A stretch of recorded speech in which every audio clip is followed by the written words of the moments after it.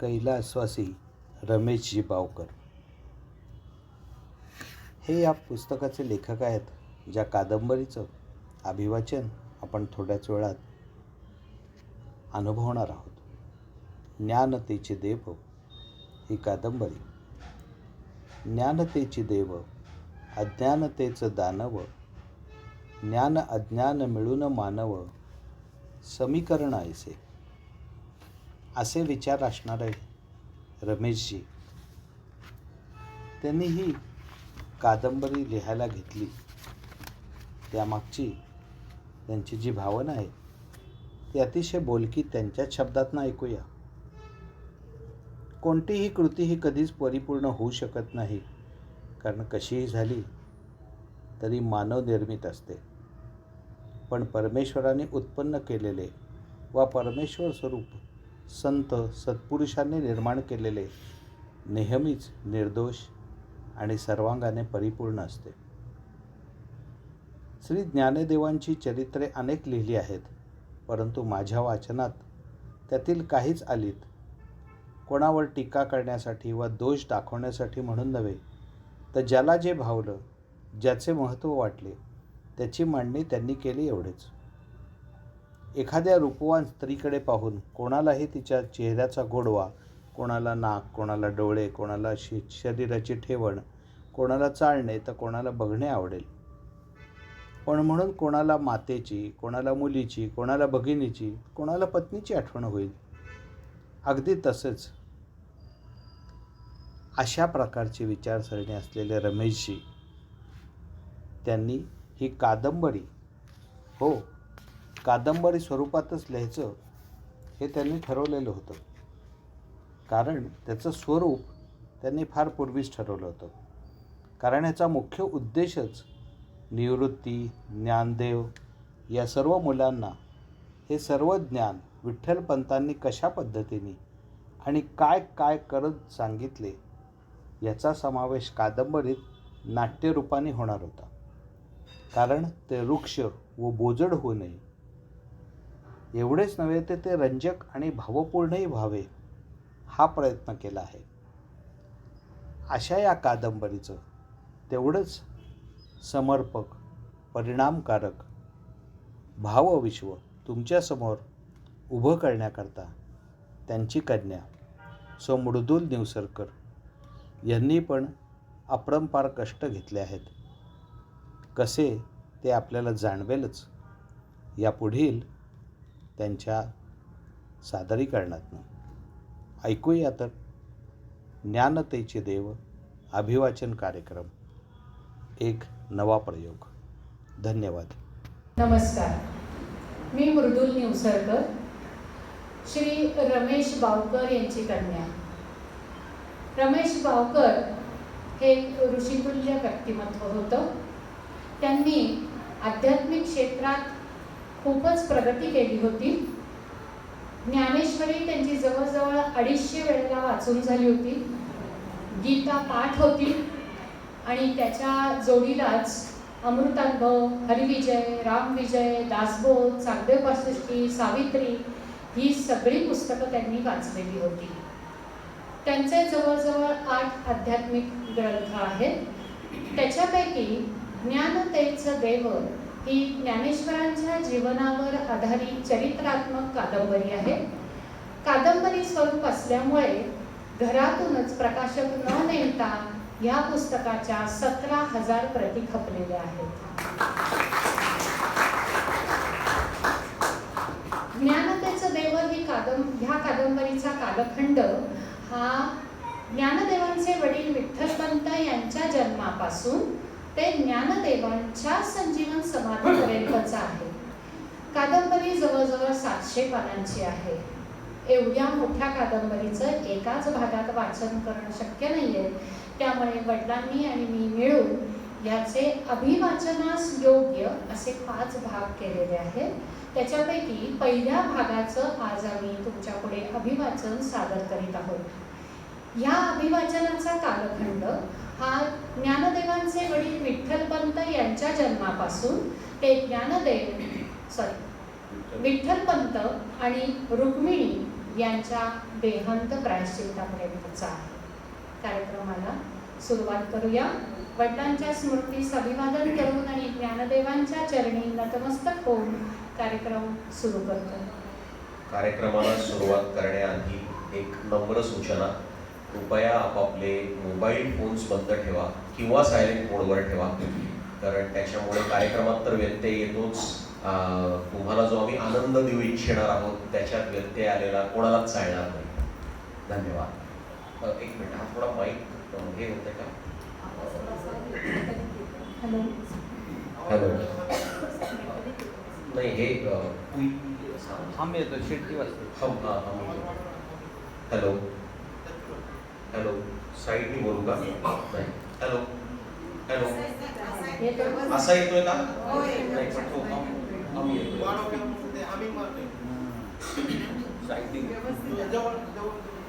नाही जवळ. Hello hello. तुम्ही काचा उघडा सगळ्या.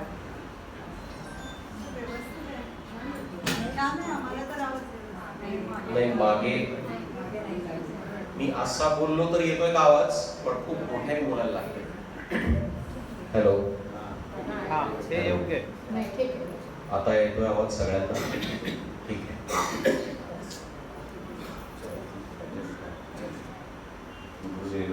चला.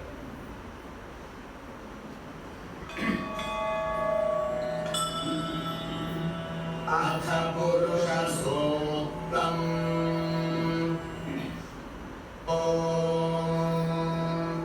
सहस्रशीर्षा पुरुषः सहस्राक्षः सहस्रपात् स भूमिं विश्वतो वृत्वा अत्यतिष्ठद्दशाङ्गुलम्. कामणात गोपाल कृष्ण होता आणि त्याच्यावर अभिषेक पात्रातून पाण्याची धार पडत होती. तसे गोविंद पंतांच्या मुखातून पुरुष सुक्ताच्या सहस्र धारांचा अभिषेकाचा आज समाप्तीचा दिवस होता. गोविंद पंतांच्या दृष्टीची आणि मनाची एकाग्रता श्रीकृष्णाच्या मूर्तीवर दृढ झाली होती. बाहेरील वातावरण अत्यंत प्रसन्न होते. हेमंताच्या पाठोपाठ वसंताचे आगमन सृष्टीत घडत होते. हवेत गुलाबी गारठा होता. गोविंद पंत शालीच्या उभेत पुरुष सुक्ताचा पाठ म्हणत होते. नैवेद्य. या शब्दाच्या उच्चाराबरोबर इतक्या तत्परतेने ताट समोर आलेले पाहून गोविंद पंतांच्या चेहऱ्यावर समाधान दिसले. त्यांनी स्मितवदनाने मीराबाईंच्या चेहऱ्याकडे पाहिले आणि तेथेही कर्तव्यपूर्तीचा आनंद त्यांना दिसला. आणि आज मीराबाई मोठ्या उत्सुकतेने वैलाकडे पाहत होत्या. 12 वर्षापूर्वी विठ्ठलाला घेऊन येणारी गाडी आज तिथे वळली होती. पण आज विठ्ठलाला घेऊन येणारी गाडी त्याच वळणावरून येणार होती. सकाळपासूनच कावळ्याची कावकाव त्यांच्या कानावर येत होती. कावळ्याला टाकलेला काकबळी खाऊन तो पुन्हा मीराबाईंकडे मान वाकडी करून पाहत होता. मीराबाई मात्र विचारात गढल्या होत्या. वयाच्या 40 पर्यंत पोटी संतान नव्हते. अनेक व्रत वैकल्य करूनही भाग्य उदयाला येत नव्हते. पण एके दिवशी साक्षात गहनीनाथ महाराज आपल्याकडे प्रसादाला आले आणि पुत्रवती भव असा आशीर्वाद दिला. इतकेच नव्हे, त्या आपके बेटे के बेटों की बहुत कीर्ती होंगी अशी भविष्यवाणीही उच्चारून गेले. काळ किती भरावर सरला. गहनीनाथांच्या आशीर्वादानुसार आपल्याला पुत्र झाला. 8व्या वर्षी त्याच्या मौजी बंधनानंतर तो त्याच्या मामांबरोबर पैठणास पाठशाळेत शिकायला गेल्यालाही 12 वर्षे उलटली. मनाचे जाते ओढावे तशी ही वर्षे आठवली. आणि आज विठ्ठल पैठणहून येणार आहे.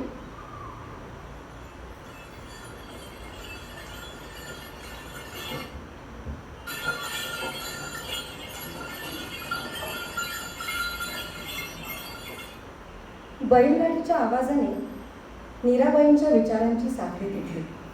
भाकर तुकडा घेऊन त्या पुढे झाल्या. विठ्ठलाला पैठणहून येऊन आता एक सप्ताह लुटला होता. पूर्वीचा अल्लड, खेळकर, स्वयंपाकघरात लुडबुड करणारा विठ्ठल कुठेतरी हरवला होता. चेहऱ्यावरील अवघड भाव लोप पावले होते. सतत कसल्या तरी विचारात गडलेला असेल. एके दिवशी गोविंद पंतांनी विठ्ठलाला यावरून छेडले. विठ्ठल, हा अरे विठ्ठल, हा ये बा, बैस आहेस. मला तुझ्याशी काही बोलायचं आहे. हो हो आलो. विठ्ठला, तुझी प्रकृती तर ठीक आहे ना? नाही म्हणजे आम्ही आल्यापासून पाहतो तू मनमोकळेपणाने बोलत नाहीस, वागत नाहीस. काहीतरी चुकल्यासारखं, काहीतरी हरवल्यासारखं असे भाव असतात तुझ्या चेहऱ्यावर. तू सतत काहीतरी विचार, चिंतन करत असतोस. तुझ्या वयांच्या मुलांबरोबरही तू नसतोस. तेव्हा तुला काय वाटतं ते आम्हाला नाही का सांगणार? विठ्ठला, तुझी आई खूप चिंतातूर झालेली आहे. बोल बाळा, अगदी मनमोकळेपणाने बोल. नाही बाबा, बाबा आपण मला पैठणास पाठवले ते फार चांगले केले. तेथील विद्वान ब्राह्मणांकडून मला वेदांताचे अगदी सखोल ज्ञान मिळाले. बरं. पैठण विद्वानांचं आगर आहे.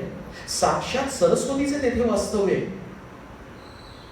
पैठणच्या धर्मशास्त्रींचा निर्णय हा अखेरचा मानतात हेही मला दिसून आलं. पण पण नाही नाही बाबा, मला क्षमा करा. लहान तोंडी मोठा घास घेतो. पण आपण विचारता म्हणून सांगणे भाग आहे की किती विद्वत्ता आणि वेदांची तत्वे अंगात मुरलेले आणि त्याप्रमाणे आचरण करणारे ब्राह्मण मात्र फारच तुरळक आहेत. आणि जे आहेत त्यांना अधिकार नाही. उथळ पाण्याला खळखळाटच फार. विद्वत सभेचे निर्णय धर्मशास्त्रांच्या शब्दांच्या चौकटीचा विचार करून दिलेले असतात. पण आपण धर्म त्याचा कधी विचारच होत नाही. त्यामुळे अनेकांवर अन्यायच होता. बरं, शब्दांचे अर्थ कसे लावायचे ठरवणारे हेच विद्वान. त्यामुळे न्यायाचे माप कुठे झोकवावयाचे हेही तेच ठरवतात. जगात ज्यांचा कोणी वाली नाही त्याला न्याय मिळणे मला अवघड दिसते. हे सर्व बदलायला हवे असे मला वाटते. मामाशी सुद्धा मी अनेक वेळा यावर चर्चा केली आहे. मामाला माझं बोलणं पटतही असे. पण काय? पण त्या ब्रह्मसभेत बोलणे इतकं धाडस काही मामानं दाखवलं नाही. शिवाय पाण्यात राहून माशाशी वैर कशाला म्हणूनही मामा बोलत नव्हता. मग विठ्ठला, तू काय करणार आहेस? हा, तू कशाचा विचार करतोयस? तुला वाटतं हे सगळं तुला बदलता येईल? मला तुझी पोटतिडी समजते रे. पण शिवाय आता तू माझ्या वयाकडे पहा. आधीच तू आम्हाला खूप उशिरा झालास. तू हाताशी येऊन माझी जबाबदारी कमी करशील म्हणून वाट पाहतोय रे मी. आणि विठ्ठला, तुझ्या मातोश्रींकडे पहा. त्याही विश्रांती मिळते म्हणून वाट पाहतायत. तेव्हा नाही बाबा, मला क्षमा करा. आपल्या अपेक्षा चुकीच्या आहेत असं मला अजिबात म्हणायचं नाहीये. पण असं कुलकर्णीपण करून आपण आपलं जीवन घालवलं आणि मग माझंही आयुष्य असंच जाईल. मग ही सामाजिक जबाबदारी आपल्या खांद्यावर घ्यायची कोणी? ज्यांच्या हाती धर्म आहे ते कर्म काढण्याचं स्तोम माजवून सामान्य जनतेची एकीकडे लुबाडणूक करतायत तर दुसरीकडे मुस्कटदाबी करतायत. मग हे थांबवणारा कोणीतरी नको का? समाजाच्या साह्यासाठी कोणीतरी आपलं बलिदान करावायला नको का? नाही म्हणजे बाबा, आपण विचार करा आणि मग आपण सांगाल तसंच करीन आणि अगदी तसंच वागेन. विठ्ठला, मला तुझे विचार पडतात. समाजासाठी कोणीतरी काहीतरी करायला पाहिजे हे मलाही मान्य आहे. पण विठ्ठला, मला प्रथम तुझी योजना तरी सांग. तिची दिशा मला जर योग्य वाटली तर मग या समस्येतून कसा मार्ग काढायचा ते आपण निश्चित पाहू. हो म्हणजे मला काय वाटतं माहितीये का? बाप लेक बराच वेळ बोलत होते. त्यांच्या बोलण्याचा सारांश असा निघाला की विठ्ठलाने प्रथम तीर्थयात्रा करून यावी, भारतखंड पाहून यावे, शंकराचार्यांच्या मठातील आणि त्याप्रमाणे इतर धर्मपीठामध्ये धर्मशास्त्रावरील सभेमधील चर्चांचे आणि वादविवादांचे श्रवण करावे, शास्त्री पंडितांशी चर्चा करावी आणि सर्व शंकांचे निरसन करून घ्यावे आणि परत आपे गावी यावे. गोविंद पंतांनी मीराबाईंना विठ्ठलाची मनोभूमिका समजावून सांगितली आणि त्याला तीर्थयात्रेला जाण्यास परवानगी देण्यात आली. ऋतुचक्राचे एक आवर्तन पूर्ण झाले.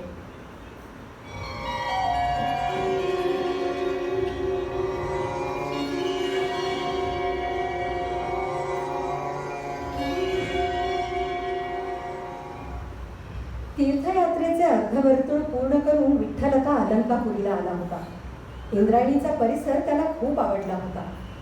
ब्राह्ममुहूर्ती उठून इंद्रायणीत स्नान करून विठ्ठल उषा देवीचे पूजन करीत होता. सूर्याच्या अभावाने पसरलेल्या निशादेवीने दिव्य तेजाने प्रकट होणाऱ्या उषा देवीला सुवर्ण सिंहासन सन्मानाने मोकळे करून दिले. विठ्ठलाच्या मनात या अर्थाची ऋग्वेदातील उषा स्तवनाची एक ऋचा स्फुरून गेली. तेजाने सुखवीत सर्व जगता, ही येई देवी उषा. द्युलोकी उजळे प्रकाश जवये, ही गौर देवी उषा. सूर्याचा असता अभाव पसरे, ही कृष्ण देवी दिशा.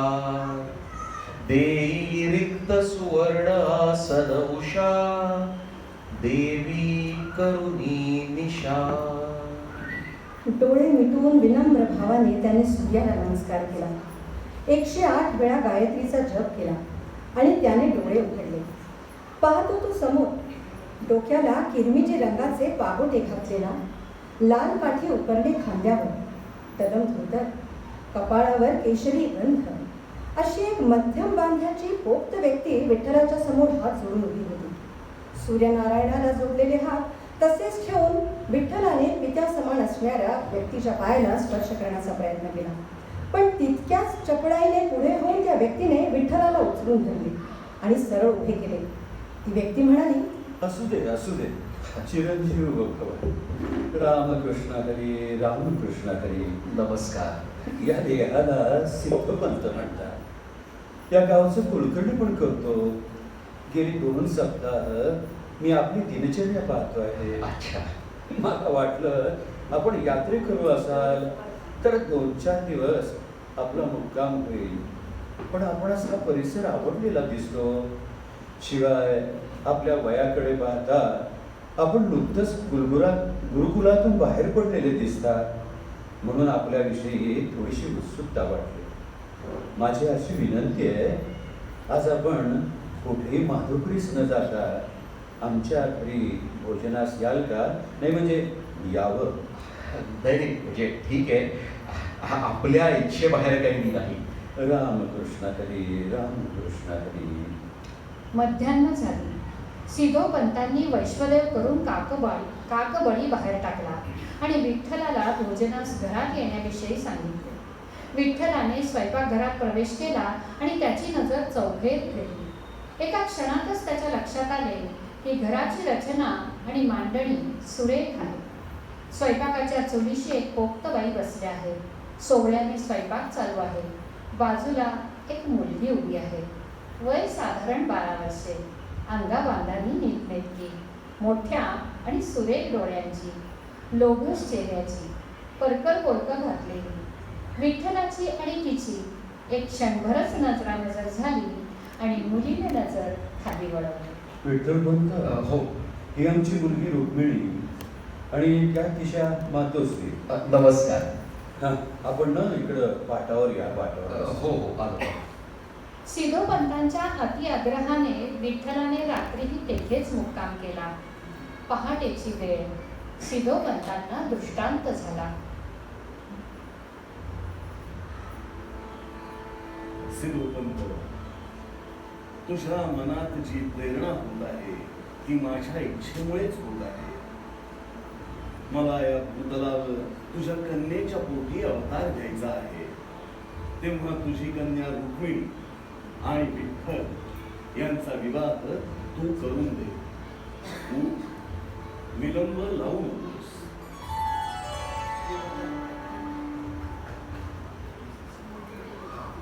सिद्धोपंतांनी सर्व स्वप्न विठ्ठलाला सांगितले. सिद्धोपंतांचे स्वप्न ऐकून विठ्ठल आश्चर्यचकित झाला आणि जरा कुचकळ्यातही पडला. तीर्थयात्रा अर्धवट राहिली होती. माता पिता वाट पाहत असतील. दिवसेंदिवस अलंकापुरीतील मुक्काम तर वाढतच होता. आणि आता तर ही नवीनच अडचण उभी राहिली होती. विठ्ठल क्षणभर विचारात पडला आणि म्हणला, सिद्धोपंत, बोला.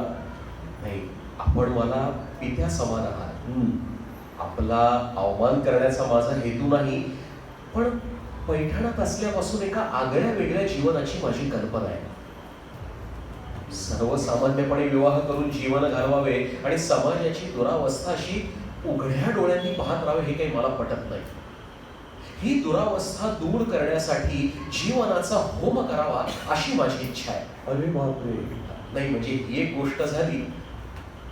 दुसरे म्हणजे मला आपणाला खोटे ठरवायचे नाही, पण आपल्याला जसा भगवंताचा पांडुरंगाचा आदेश झाला, दृष्टांत झाला, तसा मलाही होणे आवश्यक आहे असे आपल्याला नाही का वाटत? जर मला आज रात्री तसा दृष्टांत झाला तर मी आपल्या शब्दाबाहेर नाही. तेव्हा आज पुरताच माझा मुक्काम आपल्याकडे राहील. रामकृष्ण हरी, रामकृष्ण हरी. रात्रीचे जेवण उरकून विठ्ठल माडीवर आला. रोजच्या प्रमाणे आजही श्रीकृष्णाला मोगऱ्याचा हार घातला होता. मंद सुगंध खोलीत पसरला होता. विठ्ठल त्या मूर्तीकडे एकटक पाहत त्या मूर्तीसमोर बसला. किती वेळ गेला याची नोंद कोणी केली नाही. आणि विठ्ठलाचे डोळे तेथेच हळूहळू मिटले आणि त्याला समाधी लागली. विठ्ठलाला श्रीकृष्णाच्या मूर्तीच्या ठिकाणी पंढरपूरचा पांडुरंग दिसू लागला. कटीवर हात ठेवून तो विठ्ठलाकडे पाहून हसत होता. विठ्ठला, सिद्धोपंतांनी सांगितलं ते खरं आहे. मला तुमच्या पोटी अवतार घ्यावयाचा आहे, म्हणून मी तुला इथे आणले. आता सिद्धोपंत सांगतील त्याप्रमाणे ऐक. सर्व काही ठीक होईल.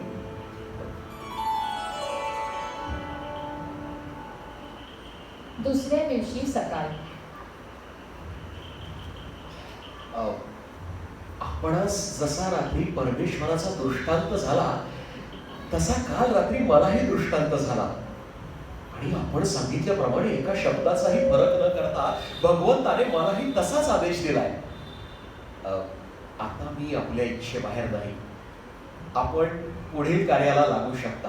वा वा वा वा. रामकृष्ण हरी, रामकृष्ण हरी.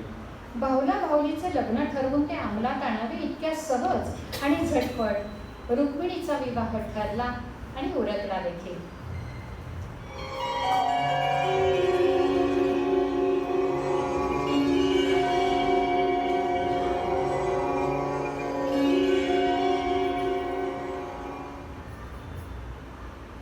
ज्येष्ठ उगवला. विठ्ठलपंतांचे मन काही दिवस रुक्मिणीमध्ये रमले, पण त्यांना पुन्हा आपल्या कर्तव्याची आठवण झाली. तीर्थयात्रा अपुरी राहिली होती. माता पिता वाट पाहत असतील, तेव्हा आता निघणे जरूर होते. कुठून सुरुवात करावी याचा विचार विठ्ठलपंत करीत होते. तोच त्यांना पंढरीच्या पांडुरंगाची आठवण झाली. त्या द्वारकाधीशाच्या आदेशाप्रमाणे विवाह झाला आहे, तेव्हा त्याचे दर्शन घ्यावे आणि पुढे तीर्थयात्रा करावी असा विठ्ठलपंतांनी निश्चय केला आणि तशी सिद्धोपंतांजवळ गोष्ट काढली. सिद्धोपंतांना विठ्ठलपंतांच्या प्रस्तावाने आनंदच झाला. ते म्हणाले, अरे वा, मग आता विलंब कशाला? आषाढी एकादशीला आपण पंढरपूरला पोहोचू. असंच निघूया. रामकृष्ण हरी, रामकृष्ण हरी. असं म्हणून मंडळी तीर्थयात्रेस निघाली. एके सकाळी विठ्ठलपंत उषा स्तवन म्हणत होते. सर्वा भूमी जनास दे उठवुनी, विश्वची देवी उषा. क्षत्रियानी करा पराक्रम तसे, सृष्टीवरी शासना. उद्योगा करूनी विपुल मिळवा, वैश्या विविधा धना. शूद्रांनी परिचारिकानी यजना, यज्ञासही ब्राह्मणा. 2 मास सरले होते. सिद्धोपंत आता निघण्याची भाषा बोलू लागले. आता परतायला हवं.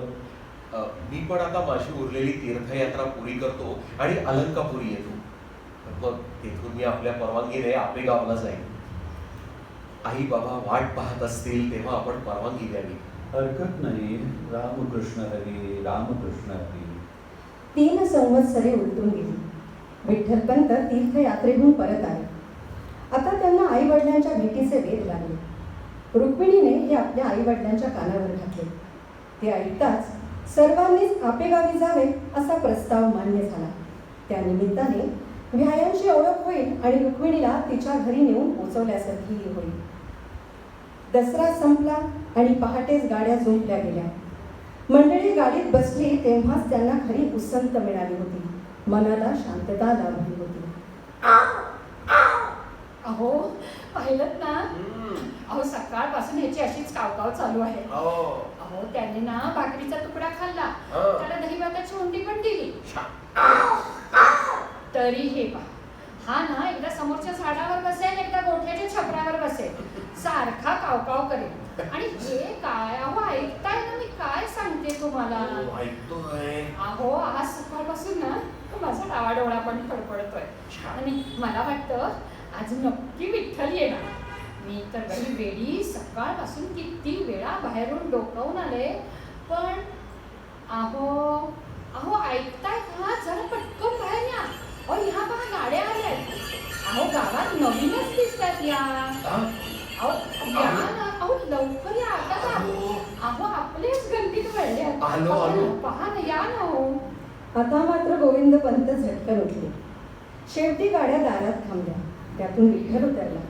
त्याने मीराबाई आणि गोविंद पंत यांच्या पायी डोके ठेवून नमस्कार केला. मीराबाई गोविंद पंत अवाक होऊन पाहतच राहिले. नंतर रुक्मिणी, सिद्धोपंत आणि उमाबाई गाडीतून उतरले आणि दोघांसमोर येऊन उभे राहिले. गोविंद पंतांनी या सगळ्यांना पाहून स्वतःला सावरले. ते मीराबाईंना म्हणाले, अहो असे गोंधळून जाऊन बघताय काय? अहो विठ्ठल आलाय. तेव्हा भाकरीचा तुकडा आणि पाणी घेऊन या.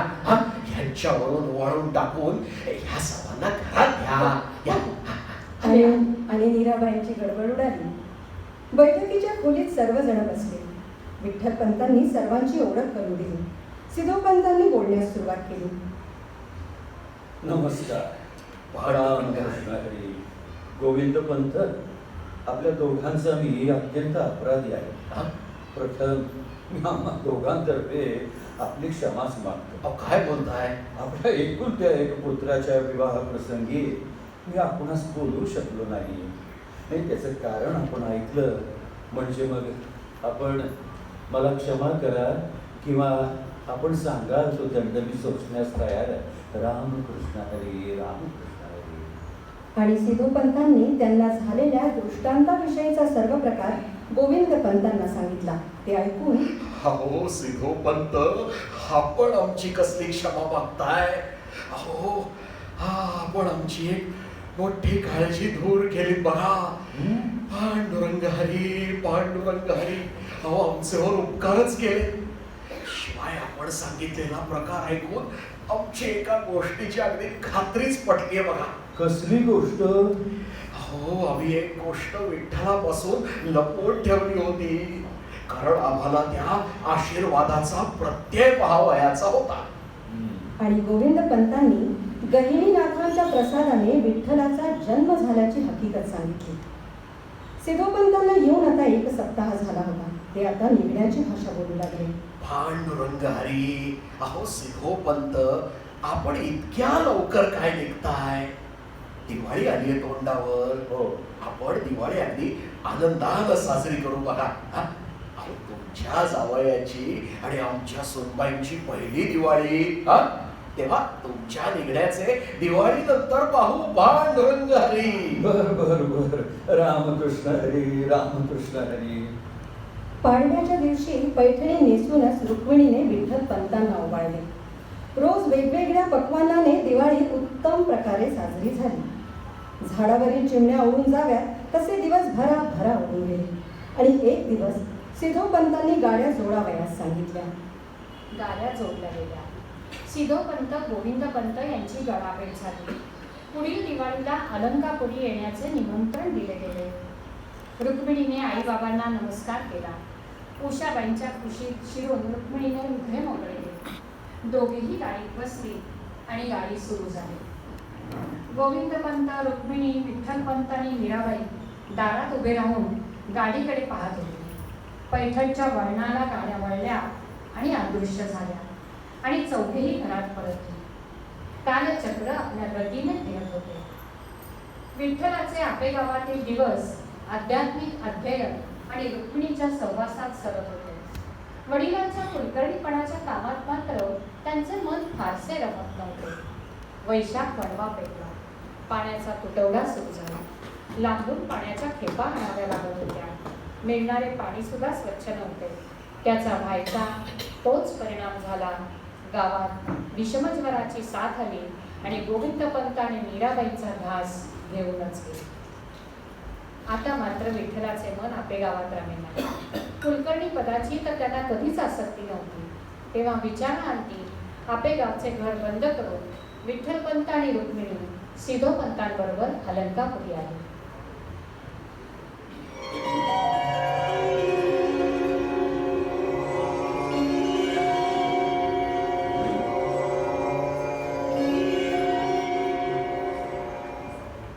अलंकापुरी येऊनही 2 संवत्सरे होत आली होती.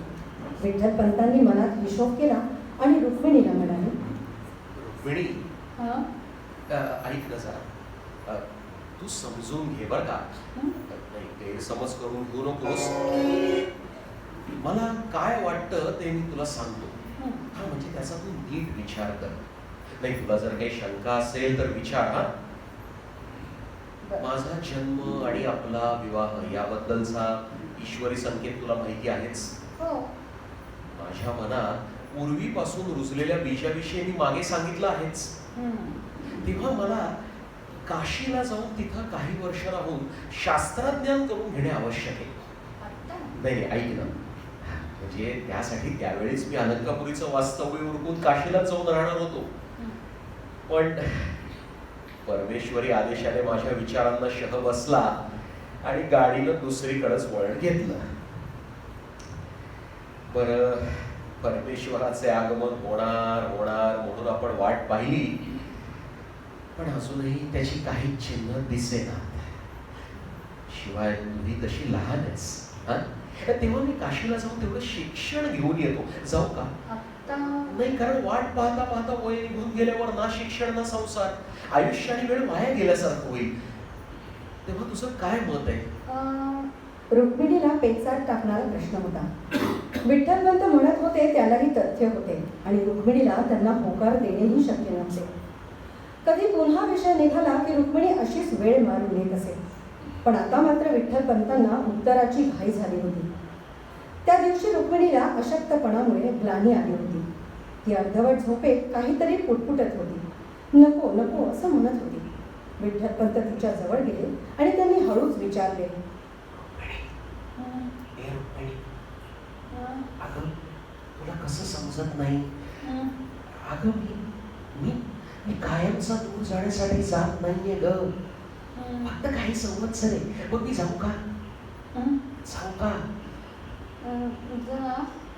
पण लवकर परत या. हो. परिस्थिती विठ्ठलपंतांच्या लक्षात आली नाही. त्यांनी तिचे शब्द प्रमाण मानले. विठ्ठलपंतांनी तिच्या अंगावर पांघरूण घालून हळूच पाय काढता घेतला. मध्यरात्र उलटून गेली होती. अलंकापुरी गाढ निद्रेत होती. त्यावेळी इंद्रायणीच्या काठी सिद्धेश्वराला एक तरुण नमस्कार करीत होता. भगवंता, मला नियतीच ओढून देते. जशी तुझी इच्छा असेल तसेच घडेल.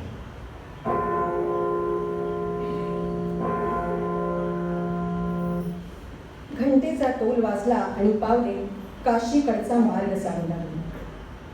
काशी क्षेत्री एके दिवशी विठ्ठलपंत अनुष्ठान आटोपून बाहेर आले.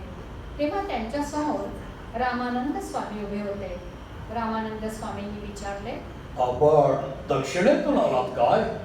होय स्वामी, या देहाला विठ्ठलपंत म्हणतात. मी अलंकापुरीहून आलोय. माझं गाव पैठण जवळील आपे गाव आहे. माझे माता पिता आता या जगात नाही, त्यांना देवाज्ञा झाली असून मी एकटाच आहे. मग या अनुष्ठानाचं प्रयोजन? संन्यास घेण्यापूर्वी यमनियमांचा अभ्यास करतोय. आपण ब्रह्मचारी आहात काय? हा विठ्ठल पंतांच्या समोर रुक्मिणीची साधच मूर्ती येऊन उभी राहिली तरीही त्या मूर्तीला संथपणे बाजूस सारून विठ्ठल पंत म्हणाले, होय स्वामी. बर, मग या माझ्या मागोमाग. हो. बसा. आपणास काय शिकण्याची इच्छा आहे? प्रस्थानत्रयीचा सखोल अभ्यास करण्याची इच्छा आहे. शिवाय षडदर्शने आणि न्यायशास्त्रही शिकण्याची इच्छा आहे. इच्छा उत्तम आहे, पण बराच कालावधी लागेल. निदान 12 संवत्सरे तरी. संपूर्ण जीवनच समर्पण करणारे माझ्या या ज्ञानार्जनासाठी आणि ध्येयपूर्तीसाठी. मग उत्तम आहे, पण त्याला एक अट आहे. कोणती? तुम्हाला संन्यास घ्यावा लागेल. ज्ञानदानाचा आणि संन्यास घेण्याचा काय संबंध आहे? ज्ञानार्जनानंतर तुम्ही संसार करून ध्येयपूर्ती करू शकणार नाही. या ज्ञानाच्या प्रसारार्थ मला संन्यास घेणारा शिष्य पाहिजे. पण विवाहानंतरही ज्ञानदानाचीच वृत्ती ठेवली तर या ज्ञानाचा प्रसार आणि प्रचार होणारच.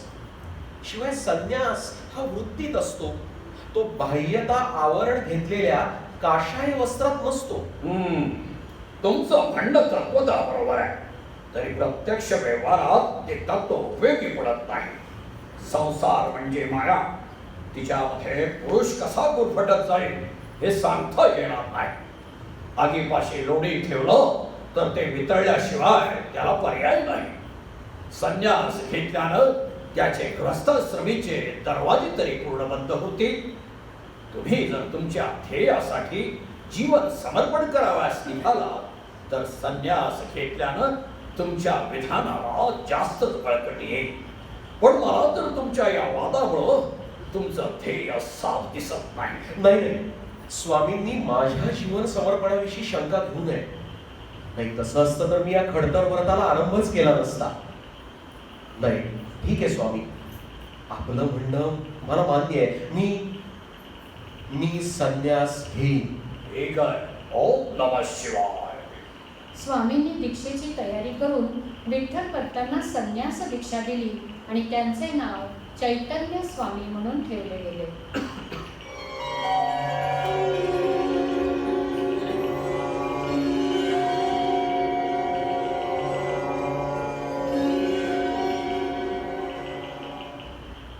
विठ्ठल पंतांनी यानंतर अलंकापुरी, रुक्मिणी वगैरे कोणाचाच विचार केला नाही. त्यांनी सर्व अवधान एका अभ्यासावर केंद्रित केले होते. त्यांच्या अभ्यासाचा, पाठांतराचा उत्साह पाहून स्वामी सुद्धा खुश होऊन गेले होते. वादामध्ये विठ्ठल पंतांच्या तोडीस तोड उत्तर देताना स्वामींनाही विचार करावा लागेल, कारण विठ्ठल पंतांच्या समस्याही तशाच अवघड असत. गीतेचा अभ्यास करणारे, वेदशास्त्राचे वाचन चिंतन करणारे हे विद्वान पंडित भेदाभेद का पाळतात? स्पृश्य आणि अस्पृश्य कशासाठी? बौद्धिक पातळीची उंची ही संस्काराने उंचवता येते.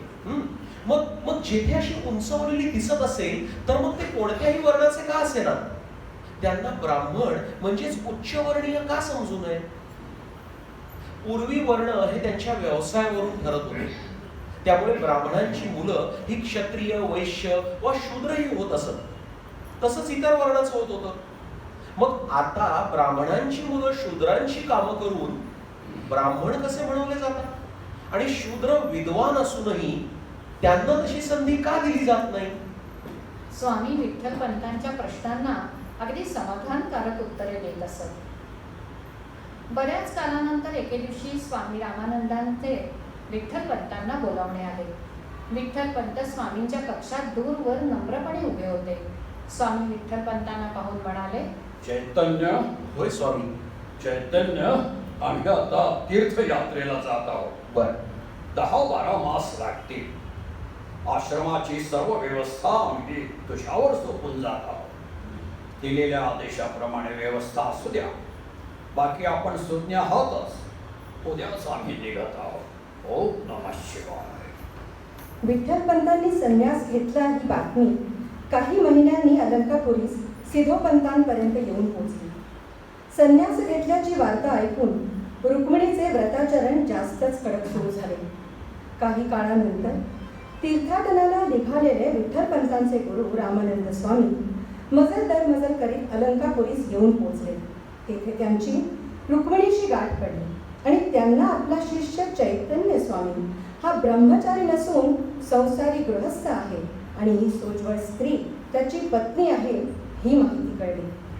आता त्यांना विठ्ठलपंत संन्यास घेण्यास का विरोध करत होते याचा उलगडा झाला.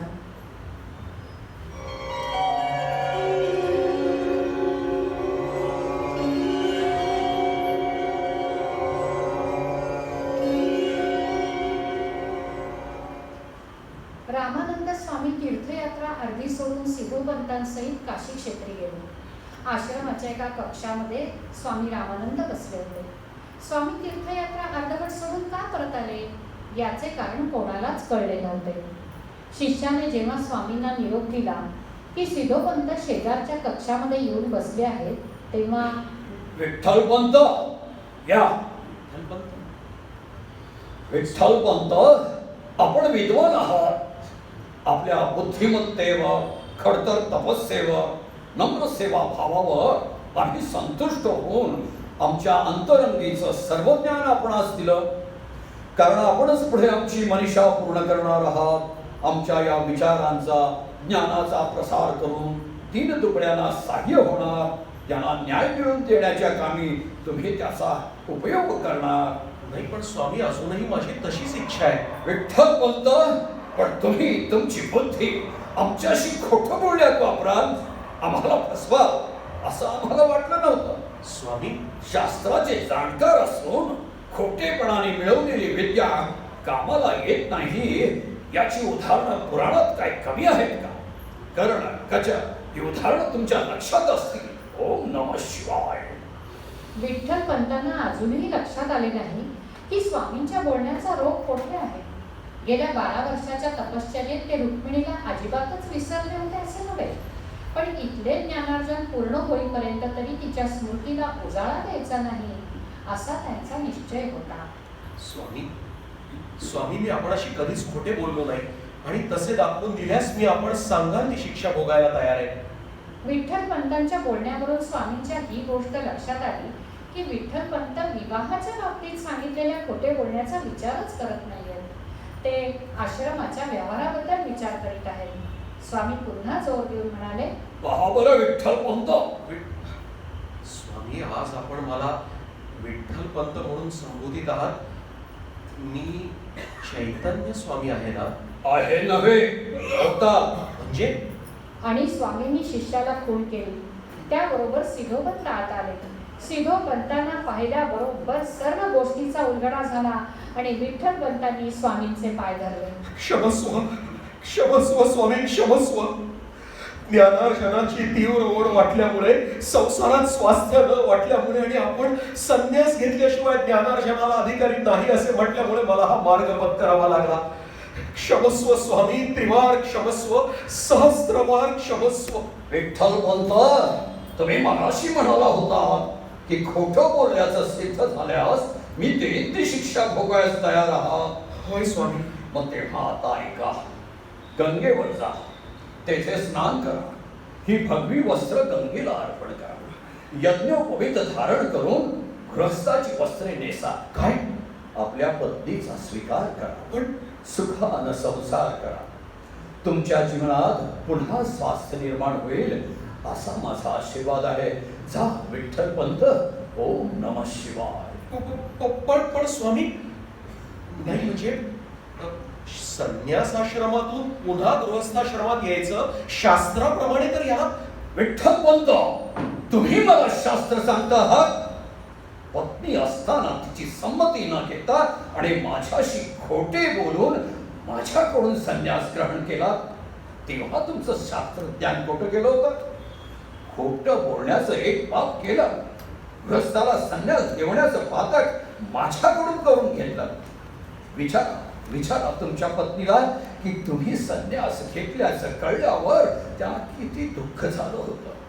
तुमच्या प्राप्तीसाठी त्यांनी स्वतःच्या देहाची काय अवस्था करून घेतली आहे. गेल्या 12 वर्षात तुमच्या विरहाला अज्ञान का होईना मी कारण झालो. मी कारण झालो असलो तरी आता समजून उमजून मी तीच चूक पुढे चालू ठेवू इच्छित नाही. तुम्ही आता क्षणभरी येथे थांबू नका. जा विठ्ठलपंत जा. सिद्धोपंत, आपण विठ्ठलपंताला घेऊन अलंकापुरीला जा. आता ते तुम्हाला पुन्हा कधीही सोडून जाणार नाही. ओम नमः शिवाय.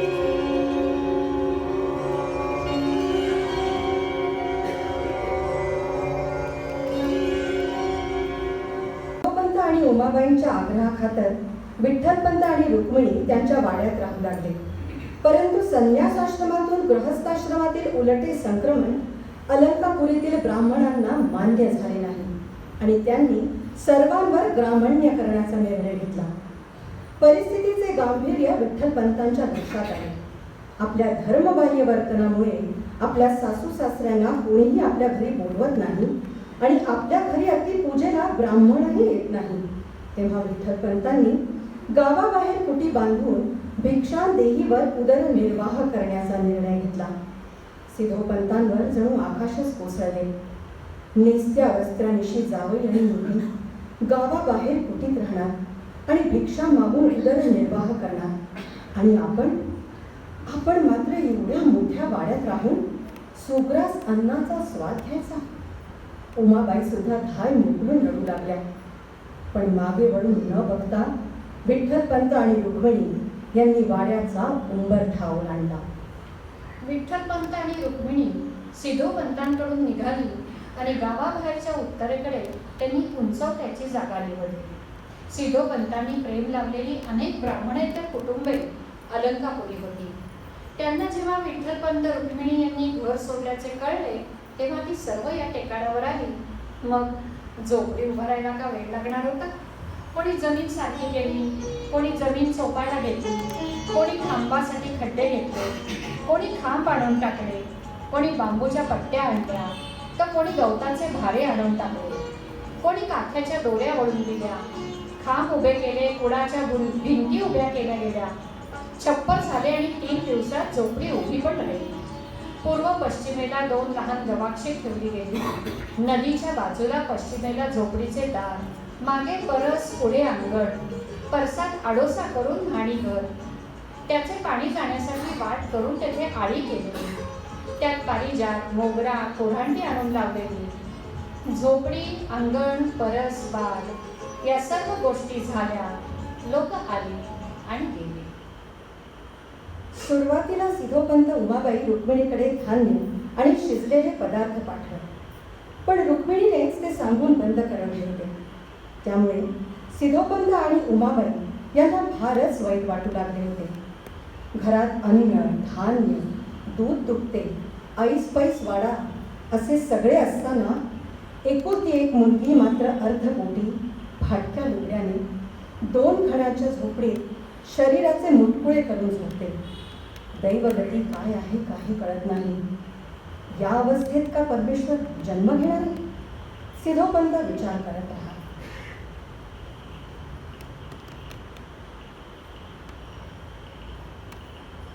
आज सोमवार होता म्हणून विठ्ठलपंतांनी पूजा चालू असताना 11 वेळा रुद्र म्हणून आणि पूजा आटोपून ते सिद्धेश्वराला गेले. देवळात प्रवेश करताच गाभाऱ्यात चालू असलेल्या महादेव भट्टांच्या रुद्राचा आवाज त्यांच्या कानी आला.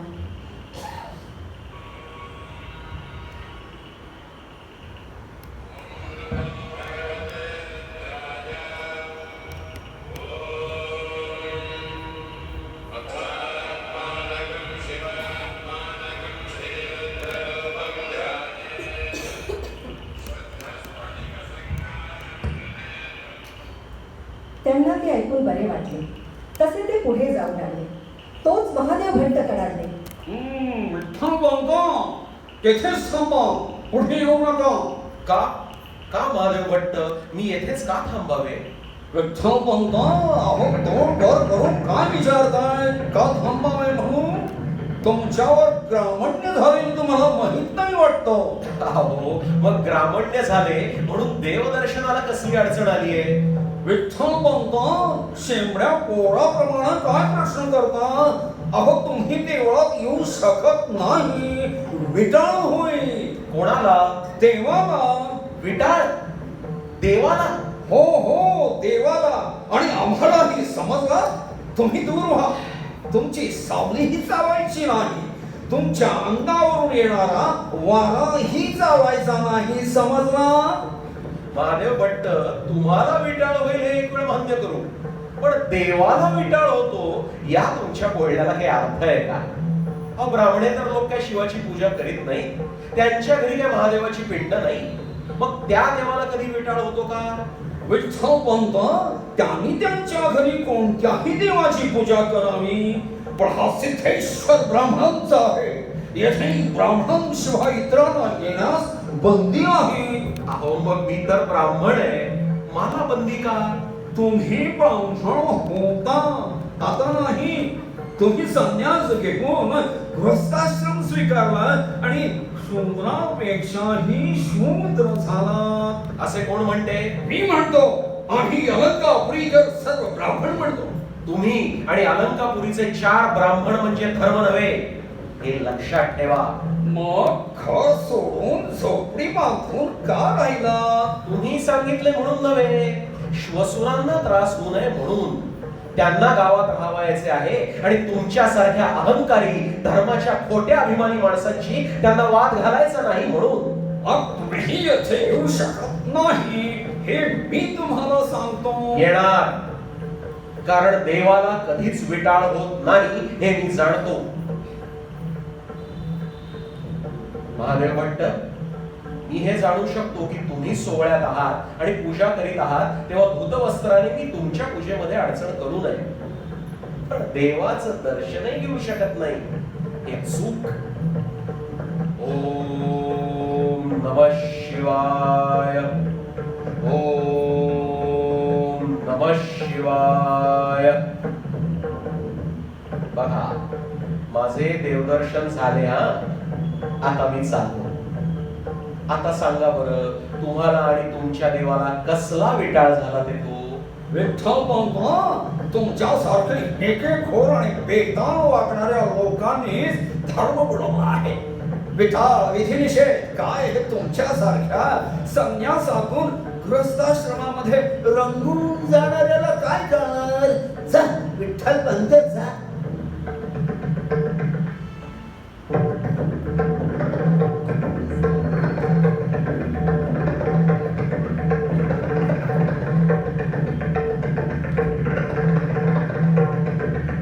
मिनिटांचा मध्यंतर.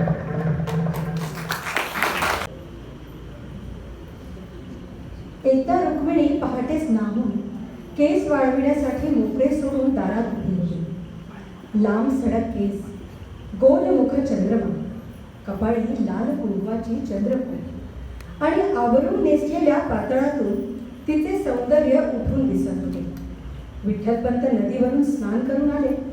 तिचे ते रूप पाहून त्यांना ऋग्वेदातील एक रोचा आढळली.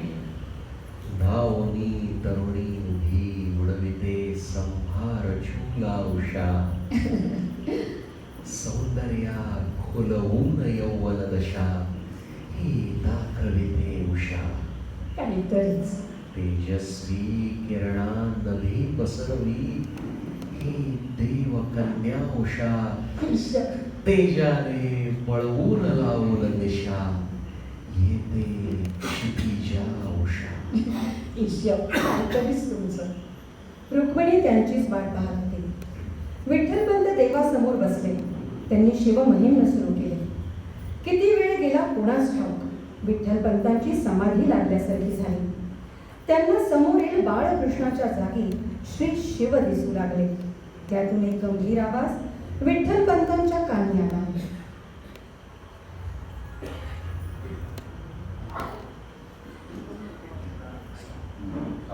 तुला दिलेला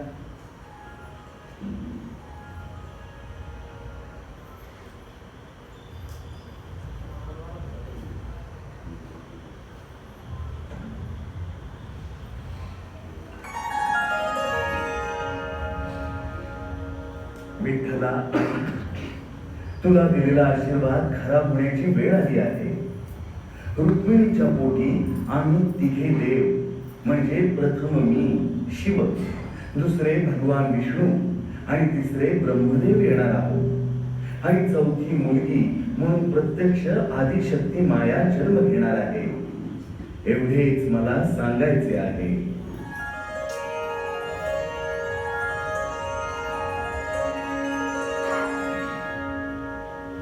विठ्ठलपंतांची समाधी उतरली तेव्हा त्यांना त्यांच्या शेजारी रुक्मिणीही बसलेली दिसली. तिनेही डोळे मिटवून घेतले होते. त्यावेळी त्या स्थितीत रुक्मिणी विशेष तेजस्वी दिसत होती. विठ्ठलपंतांच्या मनात येईल, रुक्मिणीला विचारावे की तिला कोणते डोहाळे होतात,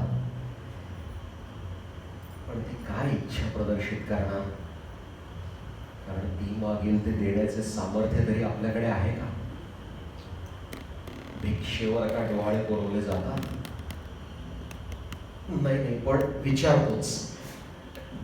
रुक्मिणी, काय हो? तुला काय आवडतं? खरं सांगू, हा. आपण शांत असाल. अहो, मला हवंय ना ते सगळं आपण देत आहात. मला काही खाण्याची इच्छा नाही. आपण एक सांगू, आपण मला जो रुद्र ऐकवता ना त्याचे स्वर माझ्या हृदयात शिरून आतमध्ये आवर्तन करीत असतात. वा. आणि त्यामुळे मला जी तंद्री लागते ना त्यातच मला खूप आनंद मिळतो. शिवोहम शिवोहम शिवोहम. विठ्ठलपंतांना शिवाचा आशीर्वाद आठवला आणि रुक्मिणीच्या डोहाळ्याचे लक्षणही आठवले आणि ते काय समजायचे ते समजून सुटले. यथावकाश रुक्मिणीचे दिवस पूर्ण भरले. विठ्ठलपंत एके दिवशी ओट्यावर येऊन बसले आणि शिवमहिम्न म्हणू लागले. श्री गणेशाय नमः. श्री शिवमहिम्न स्तोत्रम्. श्री पुष्पदंत उवाच. महिम्नः पारन्ते परमविदुषो यद्य सदृशी स्तुतिर्ब्रह्मादीनामपि तदवसन्नास्वै गिरः. अथावाच सर्वस्वमधिपरिणामावधिगृणम् ममाप्येतत्स्तोत्रे हरनिरपवादः परिकरः. विठ्ठलपंतांनी शिवमहिम्न म्हणावयास सुरुवात केली. आतून रुक्मिणीचे दबलेले कंढे ऐकू येत होते. विठ्ठलपंतांचे शिवमहिम्नाचे एक आवर्तन पूर्ण झाले आणि आतून बाळाच्या रडण्याचा आवाज विठ्ठलपंतांच्या कानी आला. हर हर महादेव, हर हर महादेव. दादा, अहो मुलगा झाला की हो. थोड्या वेळातच गौरीची आई बाहेर आली. तिने विठ्ठलपंतांना आत बोलवले. बाळाला दुपट्यात पूर्ण गुंडाळलेले होते.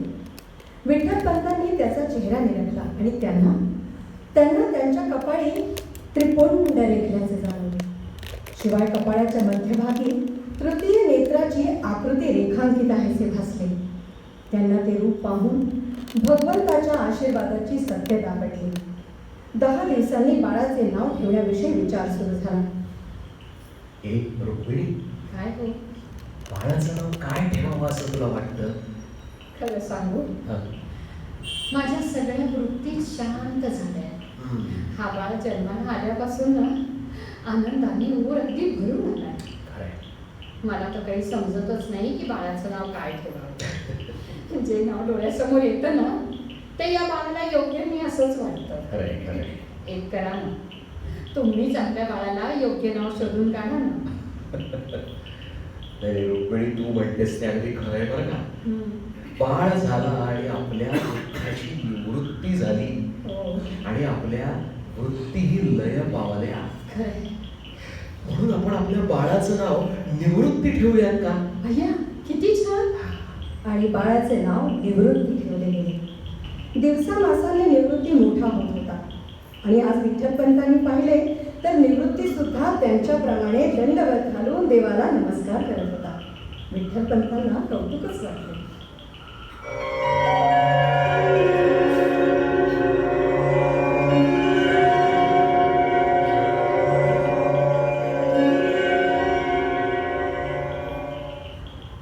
संवत्सरे उलटली.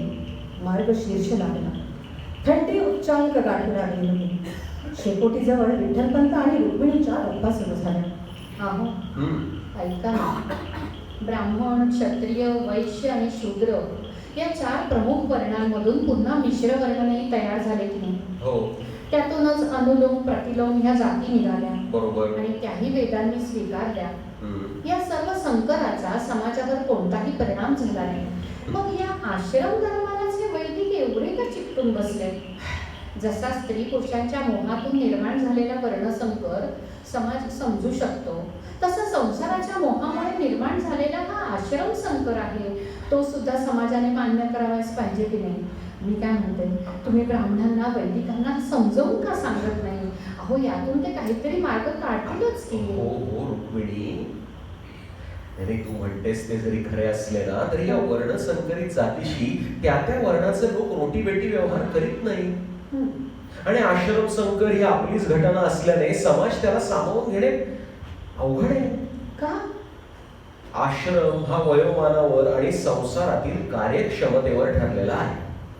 ब्रह्मचर्यातून गृहस्थाश्रमात प्रवेश केलेला कोणीही संसार करून पुन्हा ब्रह्मचर्य आश्रमात परत जाऊ शकत नाही, कारण त्यांचे ब्रह्मचर्य संपलेले असते.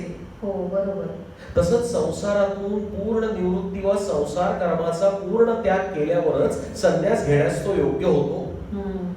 मग जी गोष्ट एकदा टाकून दिल्यावर पुन्हा तिचा स्वीकार कसा करावा यामुळे धर्माची बैठकच मोडून जाते. म्हणून वैदिक आपल्याला समाजात सामावून घेण्यास तयार नाहीत.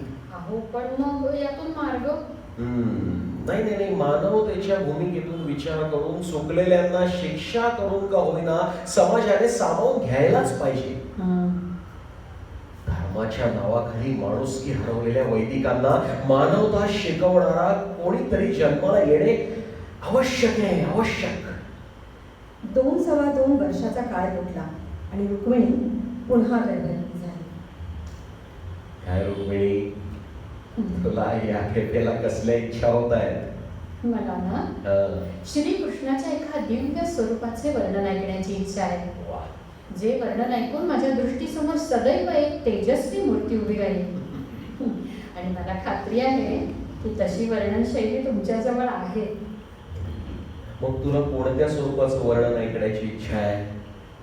गोकुळातील बाळलीला करणारा बाळकृष्ण, का गोकुळातील गोपाळांबरोबर खेळ खेळणारा किशोर श्रीकृष्ण, नको गोपी बरोबर क्रीडा चेष्टा करणारा नटवर श्रीकृष्ण, नको कंसादी राक्षसांचा वध करणारा पराक्रमी श्रीकृष्ण, का 16 सहस्त्र नारींबरोबर विवाह करून संसार करणारा तसे भासवणारा संसारी श्रीकृष्ण, का पांडवांना मदत करणारा मित्र श्रीकृष्ण, शिशुपालासारख्या दुष्टांचा वध करणारा क्रुद्ध कृष्ण, का कुरुक्षेत्रावरील युद्धामध्ये अर्जुनाला श्रीगीता सांगणारा तत्वज्ञ श्रीकृष्ण, का अर्जुनासाठी विश्वरूप झालेला भगवान श्रीकृष्ण, का स्वकुलाचा नाश करणारा अलिप्त उदासीन श्रीकृष्ण, का उद्धवाला मुक्तीचे दान देणारा भक्त वत्सल श्रीकृष्ण, का मला ना त्या उद्धवाला ज्ञान देणाऱ्या भक्तीचे पाठ देणाऱ्या भक्तवत्सल श्रीकृष्णाचं स्वरूप ऐकण्याची इच्छा आहे. तेच वर्णन करा. रुक्मिणी, भागवताच्या 11 स्कंदामध्ये याचे वर्णन आहे.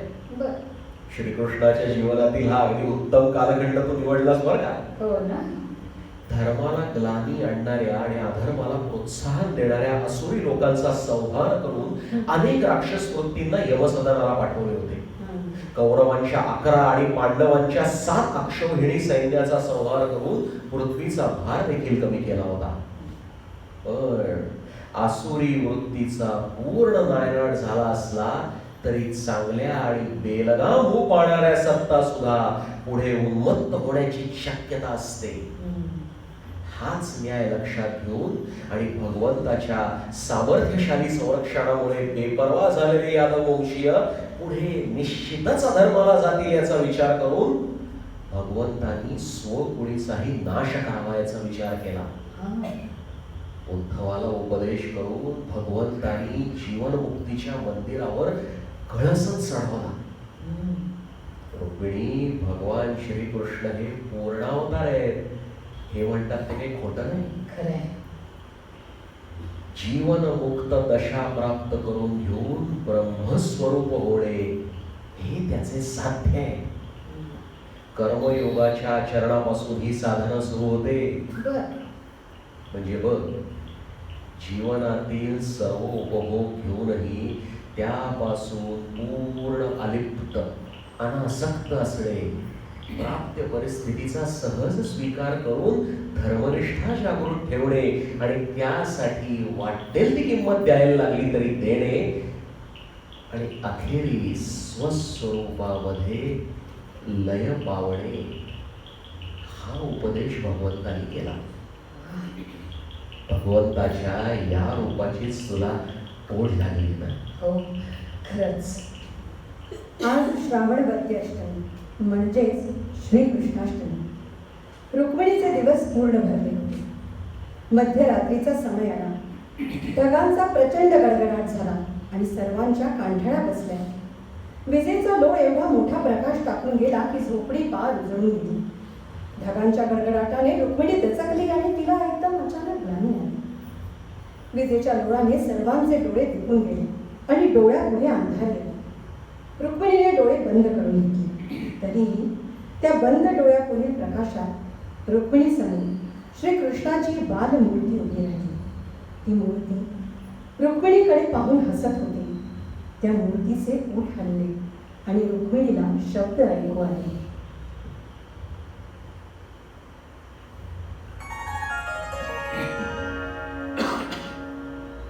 रुक्मिणी, झाला ना माझा आशीर्वाद खरा? पहा, मी चालू तुझ्या पोटी. उठ, ते रूप आता तुझ्या पुढ्यात आहे.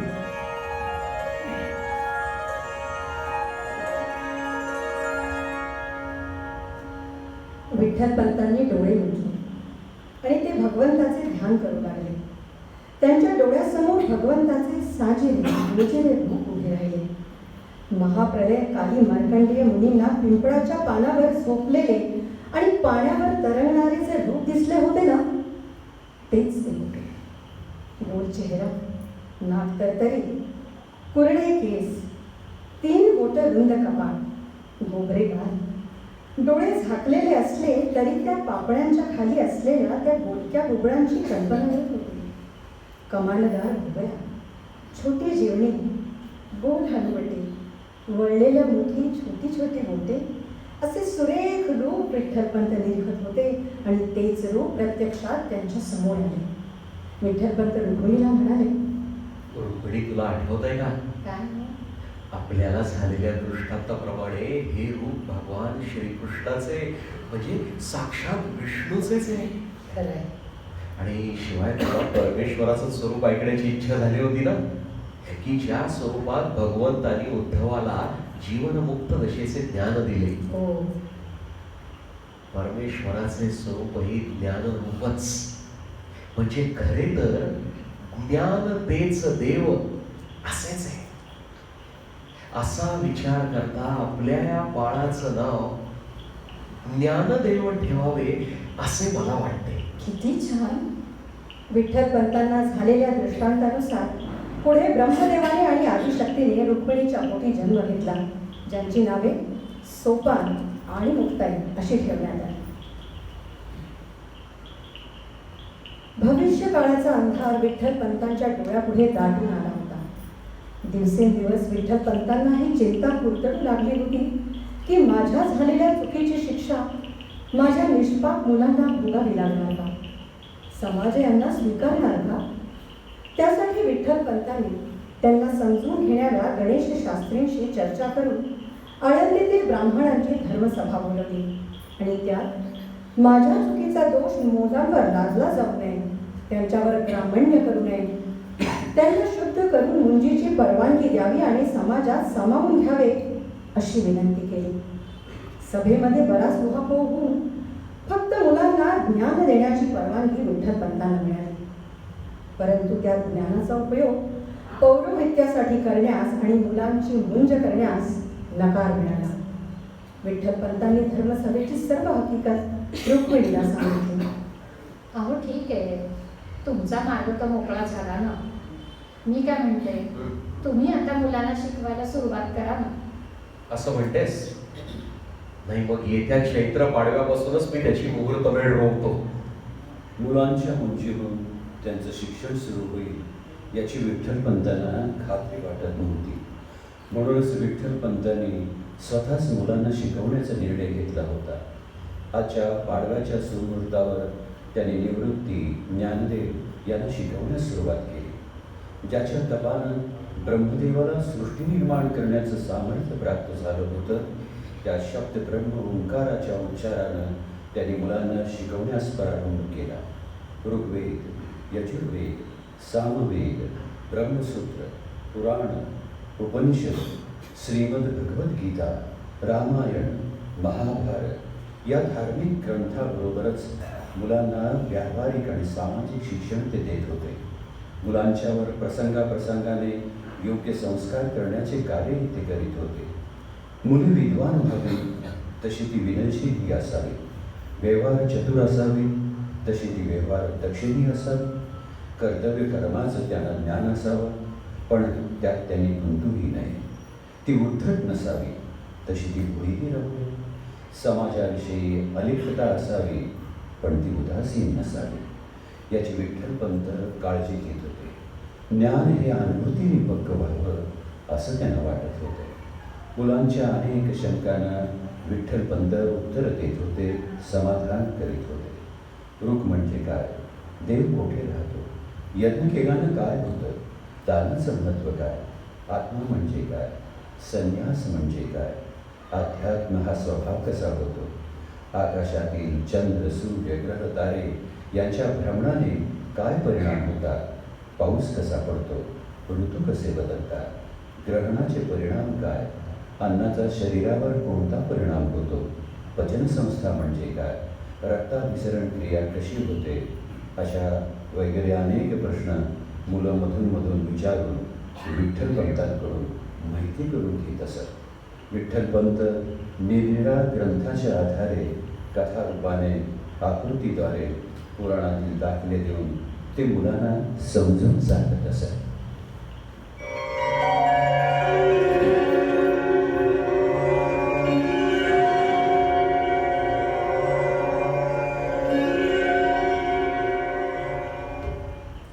विठ्ठलपंत भिक्षेसाठी झोळी घेऊन निघाले होते. त्यांचे देहभान हरपून गेले होते. भविष्याचा अंधार त्यांच्या डोळ्यासमोर दाटून आला होता आणि त्यामुळेच कदाचित त्यांना डोळे उघडे असून देखील पुढचे काहीच दिसत नव्हते. आणि इकडे विठ्ठलपंतांना चौथी मुलगी होऊन बरेच दिवस झाले तरी विठ्ठलपंत काही दिसले नव्हते. त्यामुळे विठ्ठलपंतांच्या संसारावर कोरडे ओढायला संधी मिळाली नाही म्हणून विसोबा अस्वस्थ होते. विठ्ठलपंतांच्या भिक्षेची वेळ साधून विसोबा बाहेर पडत तर विठ्ठलपंत वाद नको म्हणून वेगवेगळ्या वेळी बाहेर पडून ह्या लोकांना टाळत होते. पण आज विसोबा या विचाराने अस्वस्थ आणि विठ्ठलपंत भविष्याच्या अंधारात हरवून गेलेले. त्यामुळे दोघांनाही रस्त्याचे भान नव्हते. शेवटी व्हायचा तोच परिणाम झाला आणि दोघेही एकमेकांवर धडकले. दोघेही बेसावध. त्यामुळे धडक जोरात बसली. दोघेही दूरवर धुळीत पडले. विसोबांची पगडी दूरवर गडगडत गेली. विठ्ठलपंत सावरले. त्यांनी वर पाहिले तर त्यांना विसोबा धुळीत पडलेले दिसले. त्यांनी पळत जाऊन विसोबांना दंडाला धरून उठवले. तसेच धावत जाऊन त्यांची पगडी घेऊन आले. स्वतःच्या धोत्राने त्यांनी पगडीवरील धूळ झटकली आणि ती विसोबांच्या मस्तकी ठेवली आणि आत्ता विसोबा सावध झाले. कोण विठ्ठलपंत? अहो, एवढी कसली धंदी चालली आहे तुमच्या डोळ्यावर, जेणेकरून तुम्हाला रस्त्यावरील माणसंही दिसेनाशी झाली आहेत. डुकरासारखी पोरांची लेंढर वाढवली म्हणजे काय मोठा पराक्रम केला असं वाटतं की काय तुम्हाला?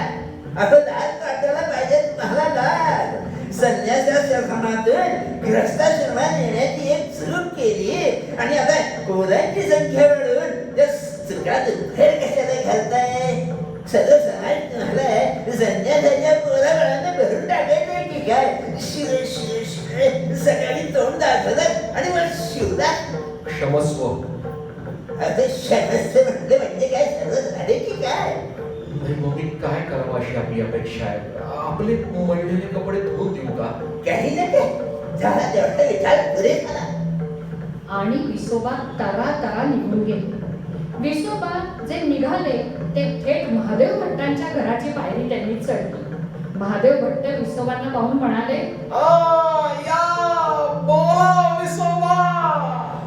संच्या तो संन्यासी विठ्ठलपंत. त्याचे काय झाले? त्याचे काय झाले विसोबा? अहो, सकाळी इकडेच येत होतो. मी माझ्या धंदीत लावलं होतो नेहमीप्रमाणे. खरंय, पण त्याला नीट रस्ता बघून नको का चालायला? अगदी नंदीत आहे असं पाहिलं आणि मुद्दामच मला धडक दिली. मी धुळीत पडलं. काय सांगतो? माझी पगडी गडगडत गेली. अरे, अरे, अरे. धुळीत पडली. त्याने पडण्याचं नाटक केलं. अरे, अरे, अरे. म्हणून तर माझ्या आधी उठला. मला दंडाला धरून उठवलंय काय? पळत जाऊन माझी पगडी आणली काय? स्वतःच्या धोत्राने ती झाडली काय? माझ्या डोक्यावर ठेवली आणि वर नाना भयपणे हात जोडून उभा राहिलाय. मला जेव्हा दिसलं हा संन्यासी विठ्ठलपंत आहे म्हणून, तेव्हा असा काही त्याला बोललोय म्हणताय. मी त्याच्या साऱ्या कुळाचा उद्धार केला. मला वाटलं मी बोलल्यावर वाद घालेल, पण छे हो, माझी क्षमा मागितली आणि मीच त्याला हातरून दिला. बरे केले विसोबा, बरे केले. अहो बरे काय झाले? त्याच्या वागण्याने त्याचं वाघाडं काढण्याची माझी हौस भागली नाही ना. खरंच ती तुमची संधी हुकली खरी. आतून सरस्वतीबाई या दोघांचे बोलणे ऐकत होत्या. पुरुषांच्या द्वेषाची पातळी किती खाली चालली आहे हे त्यांना कळून आले. त्या बाहेर आल्या आणि म्हणाल्या, काय हो, काय केले तुमचे त्या बिचाऱ्या विठ्ठलपंतांनी? बिचारा? हो, झालेल्या चुकीचे प्रायश्चित्त दिले, समाजातून वाळीत टाकले, तेही त्यांनी मान्य केले. हो, ती बिचारी रुक्मिणी एवढे राजवाड्यासारखे घर सोडून गावाबाहेर झोपडीत राहते. घरात दुखत्या गायी असून पाण्याबरोबर भाकरी गिळते, तरीही बिचारी हसतमुख असते. कधी कोणाविषयी राग नाही का द्वेष नाही, की कोणाविषयी अपशब्द नाही.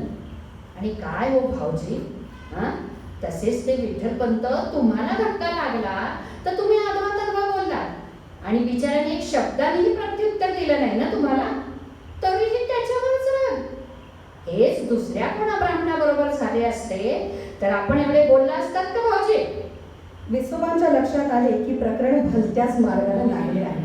तेव्हा इथे बसून जास्त शोभा करून घेण्यात काही अर्थ नाही आणि विसोबा पायऱ्या उतरू लागले.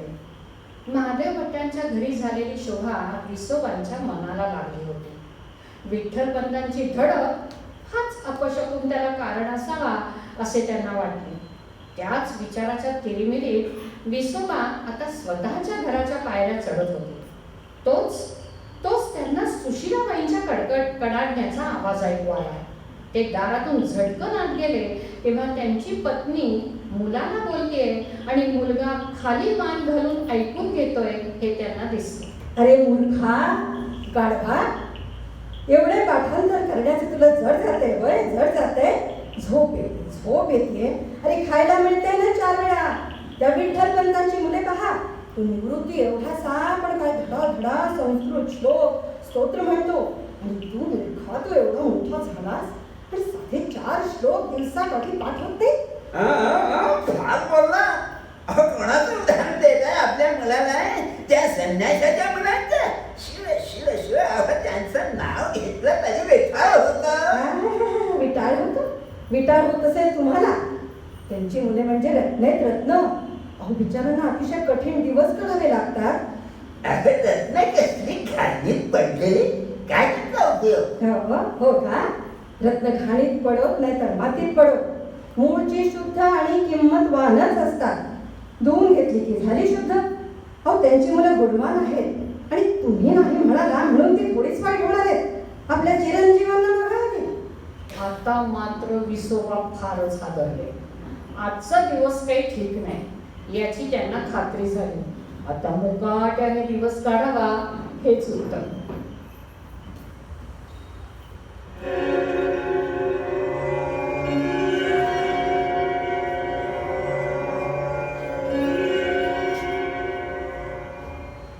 विठ्ठलपंत आणि मुले जेवायला बसली.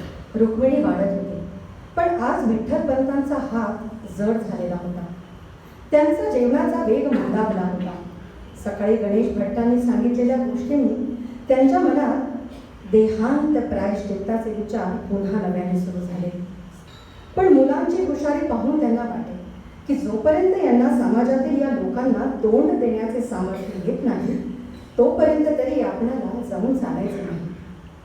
सध्या तरी वातावरण बदल, प्रवासाची मजा, नवीन स्थळांचे दर्शन आणि पुण्यप्राप्ती हे सर्व साधण्यासाठी तीर्थयात्रा करण्याचे ठरले आणि सर्वानुमते नाशिकच्या त्र्यंबकेश्वरी जायचे ठरले. मजल तर मजल करीत कुलकर्णी कुटुंब पुढे पुढे चालले होते. एकदा असा सूर्य पश्चिमेला लपण्यासाठी डोंगरावर उभा होता. संध्या छाया पसरू लागल्या होत्या. आता जवळच कुठे टेकायला मिळाले तर पाहिजे होते. पश्चिमेला बाजूलाच गर्द राई दिसत होती. त्यात एक घर होते. बाहेरच्या बाजूला बैल बांधल्याचे दिसत होते. म्हणून विठ्ठलपंत पुढे चौकशीला गेले. बाकी सगळी मंडळी मागून येत होती. झोपडीच्या समोर मोकळ्या जागेत एक म्हातारा बसला होता. कोण बाब म्हणावं?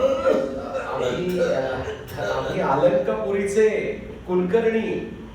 या देहाला विठ्ठलपंत म्हणतात. असं मग लांब उभं राहा. हा? आमची सावली सुधीक तुम्हा बामणांना चालायची नाही. अहो नाही. गाव अजून कोसभर आहे. तकडं आहे ती बामणांची. तकडं तुम्हाला आश्रम मिळेल. विठ्ठलपंतांनी झोपडीत नजर टाकली. समोरच पांडुरंगाची मूर्ती दिसत होती. कोणत्या तरी फुलांचा हार घालून त्याची पूजा केली होती. घर स्वच्छ आणि टापटिपीत दिसत होतं. तोवर निवृत्ती, ज्ञानदेव, सोपान, मुक्ता, रुक्मिणीही तेथे आली. मुलांच्या बोलण्याचा आवाज ऐकून म्हाताऱ्याची बायको, मुलगा, सून, नातवंडे बाहेर पडवीत गोळा झाली. अंगावरील कपड्यांवरून गरिबी दिसत होती, पण टापटिपीवरून अस्पृश्यतेची कल्पनाही येत नव्हती. बाबा, तुम्ही आम्हाला पित्या समान आहात. नाही म्हणजे तुम्ही बोलता ते योग्यच आहे, पण आम्हाला तसलं काही नाही हो. आम्हाला आपली रात्रीपुरती येथे जागा द्यावी एवढीच आमची विनंती आहे. बर ठीक आहे. म्हाताऱ्याने संमती दिली. रुक्मिणीने त्यांच्या सुनेकडून भाकरीचे पीठ मागून आणले. झोपडीच्या मागील दारी असलेल्या विहिरीतून विठ्ठलपंतांनी पाणी काढून आणले. 3 दगडांची चूल पेटवून त्यावर भाकरी पिठलं केलं गेलं. सर्वजण जेवायला बसले. न लावून ज्ञानदेव म्हणाला, बाबा, एक विचारू? अरे विचार की ज्ञाना. बाबा, शूद्र लोकांच्या घरी बसून आणि त्यांच्याकडलं पीठ पाणी घेऊन केलेला हा स्वयंपाक आपल्याला कसा चालतो? ज्ञाना, तू म्हणतोस ते एकदम बरोबर आहे बघा. पण मी सर्व गोष्टींचा सर्वांगाने विचार करूनच निर्णय घेतलाय. असं बघ, प्रथमतः अस्पृश्यता 2 प्रकारची असते. एक बाह्यता जातीनं, जन्मानं, आणि दुसरी विचारात, अंतरंगात, आचरणात, बोलण्यात असते. त्यापैकी हे कुटुंब जातीनं अस्पृश्य आहे, पण म्हाताऱ्याच्या बोलण्यात आडपडदा नाही, सरळ स्पष्ट बोलणे. बोलताना अश्लील वा घाणेरडे बोलत नाही, शिवीगाळ नाही. भाषेची अशुद्धता हा संस्काराचा भाग आहे. तो मात्र अशुद्ध आहे, पण त्याचा अर्थ मात्र स्पष्ट आहे. आचार म्हटलं तर त्यांच्या घराला अखाद्य आणि अपेय वस्तूचा स्पर्श सुद्धा नाही. घरात स्वच्छता, टापटीप एकदम चांगली. घरातील लोकांवर संस्कार चांगले. म्हाताऱ्यानं निर्णय घेतल्यावर कोणी एक शब्द बोललं नाही. दुसऱ्याला योग्य मान देण्याची सवय सर्वांना आहे. सर्वांच्या कर्तव्याच्या कल्पना स्पष्ट आहेत. ऐकलं ना म्हातारा काय म्हणतो ते? स्वतःचे कर्तव्य कर्म करावे आणि परमेश्वराचे म्हणजे विठ्ठलाचे नाव घ्यावे. यांनी गीता वाचली नसली तरी ती त्यांच्या आचरणात आहे, हे महत्वाचं आहे. आणि ज्यांचे असे आचरण आहे त्यांचे अंतरंगही तसेच चांगले असते. म्हणूनच मी असे आचरण नसलेल्या ब्राह्मणांच्याही घरी दीक्षेला जात नाही. मग ज्ञाना,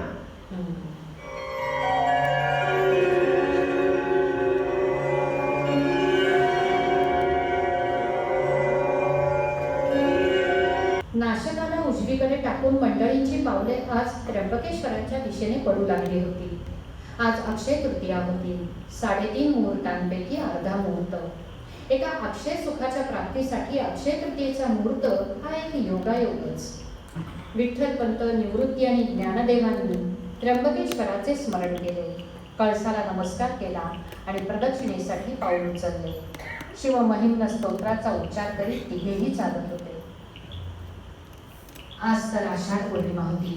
समुद्राला उधाण यावे तसा आज पावसाला जोर चढला होता.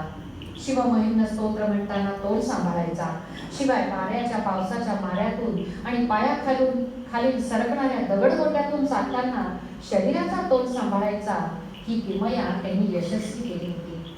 आणि अचानक जवळच वाघाच्या डरकाळीने आसवंत गणाळून गेलं. विठ्ठलपंतांच्या हृदयाचा ठोका चुकला. वाघ नेमका कोणत्या दिशेला आहे याचा ते अंदाज घेऊ लागले आणि त्यांना दिसलं की वाघाने समोरच्या झाडीतून जी झेप घेतली ती निवृत्तीच्या पुढ्यातच. 4 दिवस जाऊन 5वा दिवस चालला होता, पण निवृत्तीचा पत्ता लागत नव्हता.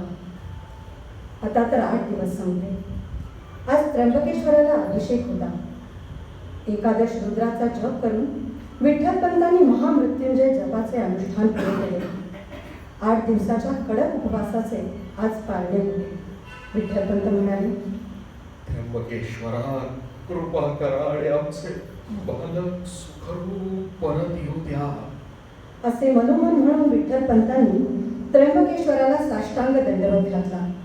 रुक्मिणीने पदर पसरला, त्र्यंबकेश्वराची आराधना केली आणि सर्वांच्या कानी ज्ञानदेवाचे शब्द आले. आई बाबा, अहो निवृत्ती दादा आला आहे. काय? हा पहा, इकडे या, बाहेर या ना तुम्ही. आलो.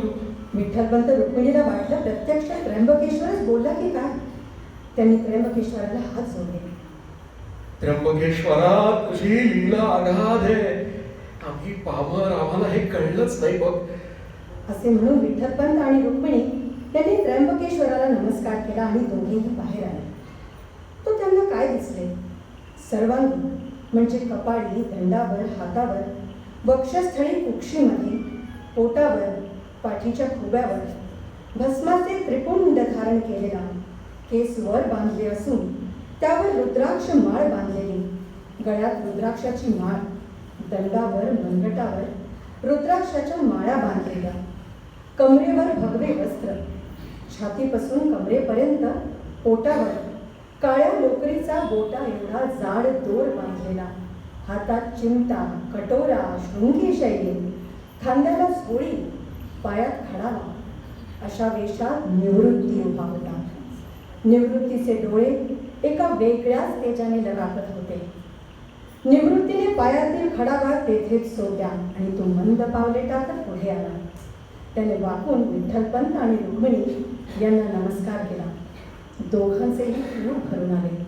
निवृत्ती म्हणाला, आई बाबा, गहिनीनाथांनी शक्तिपात पद्धतीने मला दीक्षा दिली.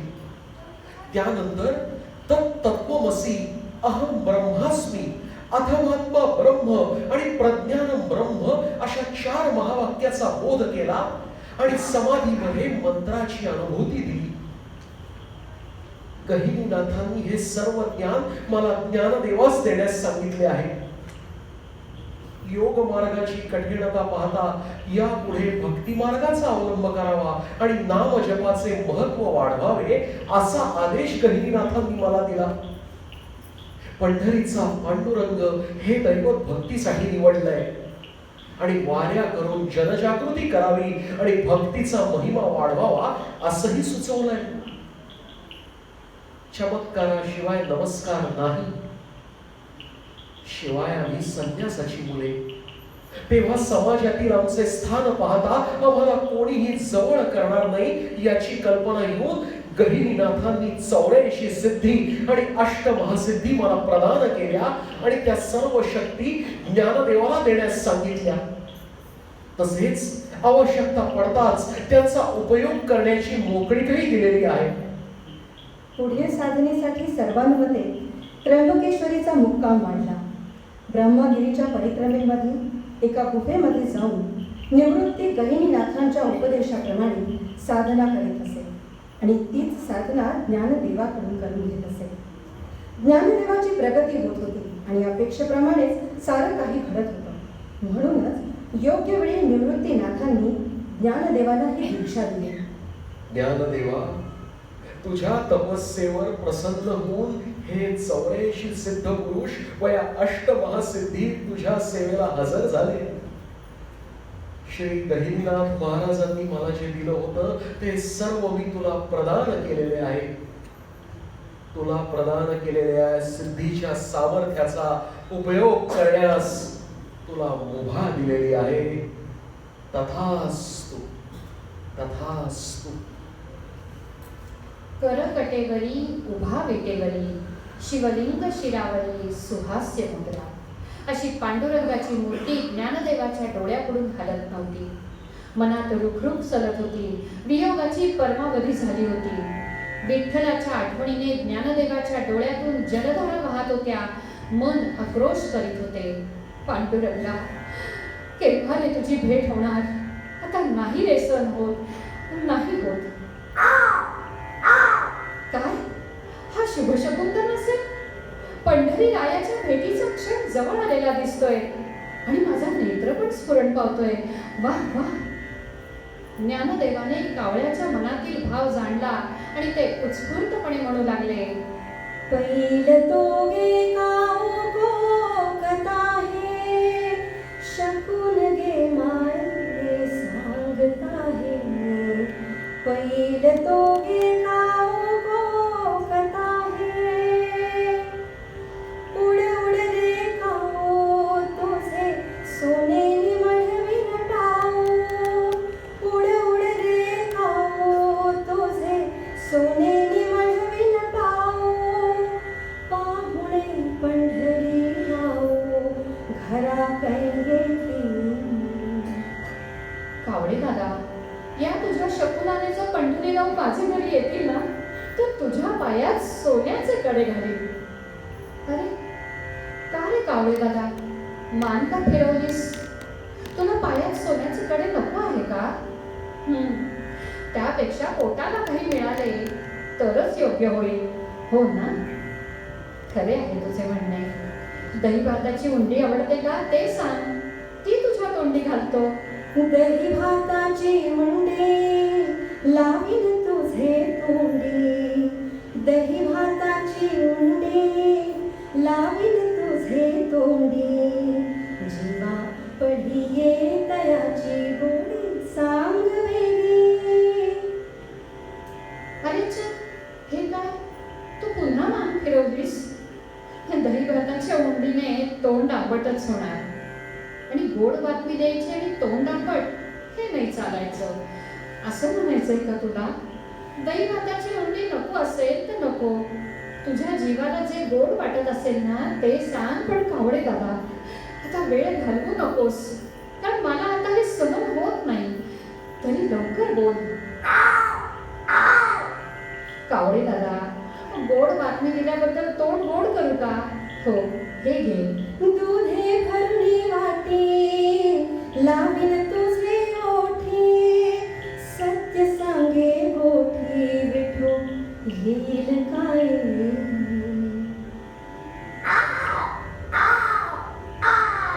आणि कावळा उडून गेला. तो असं म्हणतात दिसेनासा होईपर्यंत दूर गेला आणि ज्ञानदेवाच्या गळ्यातून लकेर बाहेर पडली. अंबे आडाहाळी भरी चुंबी रसाळी. अंबे आडाहाळी भरी चुंबी रसाळी. आजी तेरे काळे शकून सांगे. पहिलं तो गे काऊ गो कथा हे शकून गे माई सांगता हे. पहिलं तो गे काऊ गो कथा हे.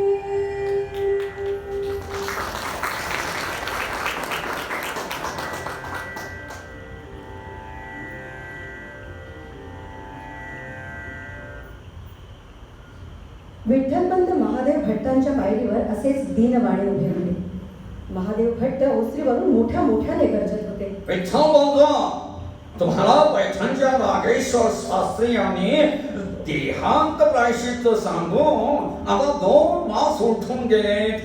तुम्हाला तुमची बाजू मांडायला तिथे वाद दिला होता आणि आता पुन्हा कोडक्यासारखी येऊन विचारताय की देहांत प्रायश्चित्त हेच प्रायश्चित्त आहे का म्हणून. अहो विठ्ठल पंत, अशा गोष्टी आमच्या बाबतीत झाल्या असत्या तर आम्ही तेथेच डोके आपटून प्राण दिला असता. असं लाजिरवाने जीवन जगत बसलो नसतं. कळलं?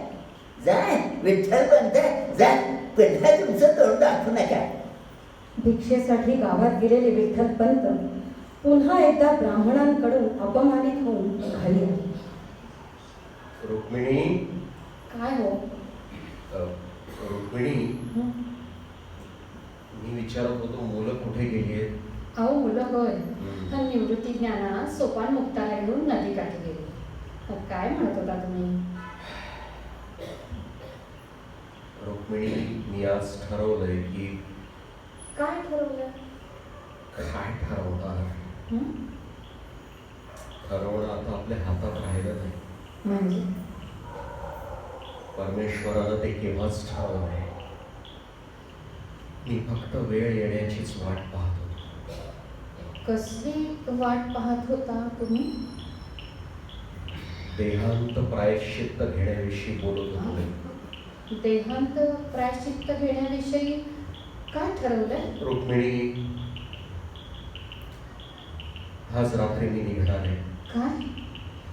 प्रयाग क्षेत्री गंगेमध्ये देह विसर्जन करणार.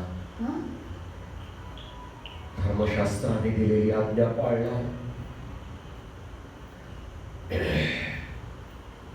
परमेश्वरानं जे ठरवलंय ते आणि तसेच होणार, यात तेवढा मात्र शंका नाही. काय? तुम्ही एकटे जाणार? रुक्मिणी, मग काय तूही येणार? हो. आपण मला काशी क्षेत्री गंगेच्या उदक साक्षीने काय वचन दिले होते समर्थ आहे ना आपणाला? अगं, आणि मुलांकडे कोण पाहणार? हो, तुमचा परमेश्वर. म्हणजे जे काही कार्य करण्याच्या उद्देशाने त्याने आपल्या उदरी जन्म घेऊन आपले जीवन कृतार्थ केले, त्याची आपण काळजी घ्यायची. अगदी लहान आहेत ग रुक्मिणी.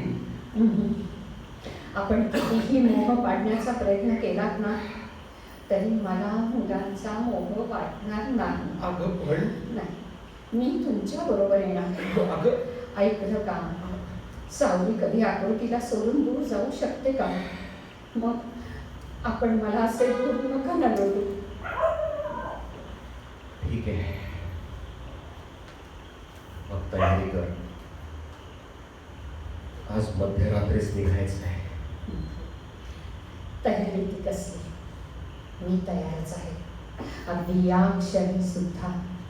अहो, तुमच्या बरोबर पावलं टाकण्याचं भाग्य मला मिळणार असल्यावर सर्व काही बाजूला सारून वाटते तेथे येण्याची माझी तयारी आहे. 2 प्रहर रात्र झाली तशी विठ्ठलपंत उठले. मुलांसाठी लिहिलेली चिठ्ठी देवापाशी ठेवली. झोपडीचे कवाड उघडले. रुक्मिणी जागीच होती. तीही हळूच उठली. मुलांच्या अंगावरील पांघरूण सारखे केले आणि कोपऱ्यातील गाठोडे उचलून झोपडीच्या बाहेर विठ्ठलपंतांशेजारी जाऊन उभी राहिली. तिने वांकी बघून पाहिले. वाऱ्याची एक झुळूक आली. तिने मुलांच्या अंगावरील पांघरूण उडवून दिले. रुक्मिणी पाहत होती. हाय, निघायचं? खरंच हे पांघरून यांना काय संरक्षण देणार? निघायचं ना? हा? हो, निघायचं. विठ्ठलपंत झपाट्याने चालू लागले. त्यांच्या मागे रुक्मिणीही पावले टाकू लागली. ब्राह्ममुहूर्तावर उठण्याची सवय असलेले निवृत्ती ज्ञानदेव अंथरुणात उठून बसले. तळहाताचे दर्शन घेऊन त्यांनी कराग्रे वसती लक्ष्मी आणि त्यानंतर भूमीवर पाय ठेवण्यापूर्वी समुद्र वसने देवी हे श्लोक म्हटले आणि आजूबाजूला पाहिले.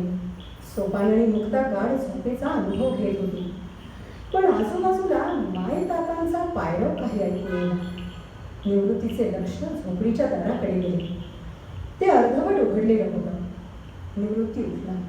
त्याने अंगणात परसात पाहिले, पण कुठेही ते दोघे दिसले नाही.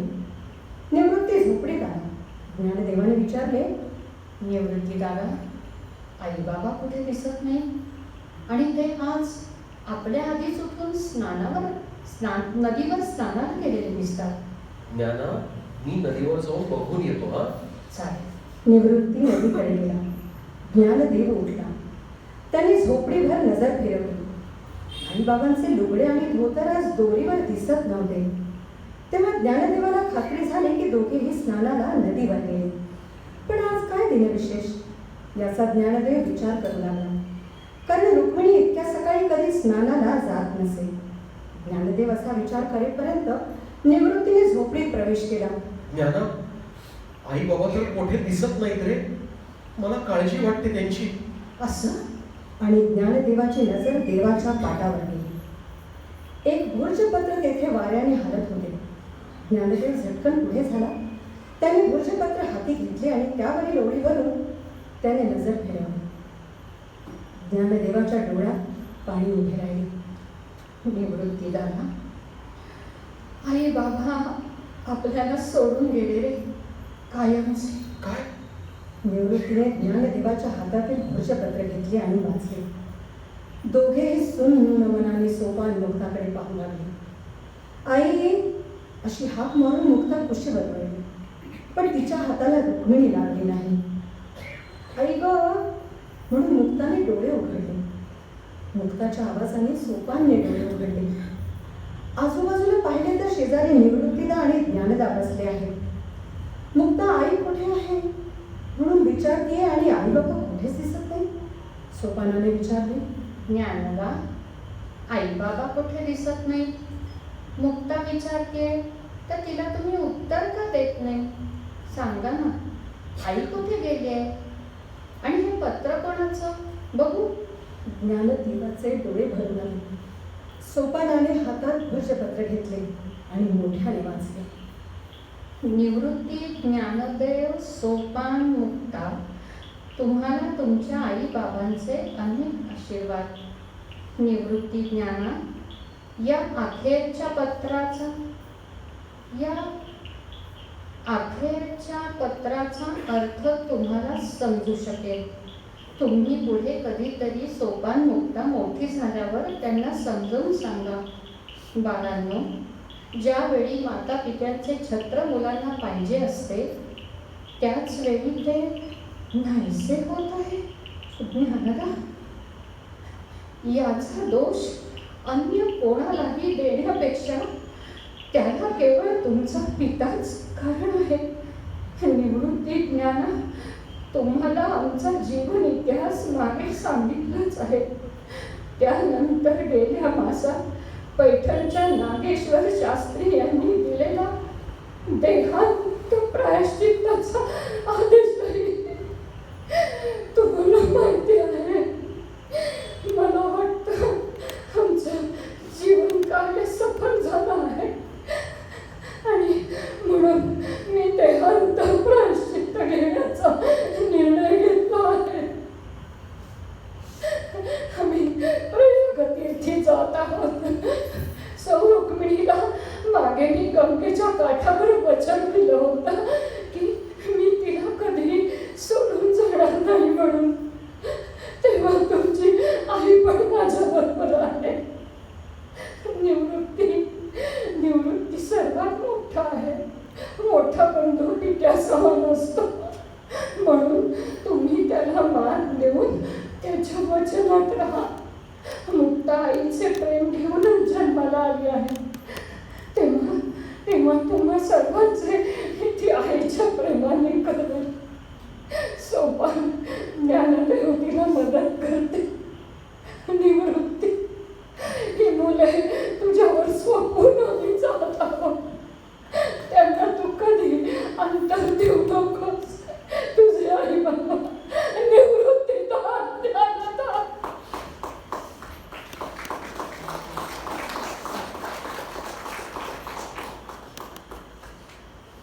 आणि प्रयाग क्षेत्री विठ्ठलपंत रुक्मिणीस म्हणाले, रुक्मिणी, हेच ते प्रयाग क्षेत्र. हो, येथेच गंगा यमुना सरस्वतीचा त्रिवेणी संगम झाला आहे.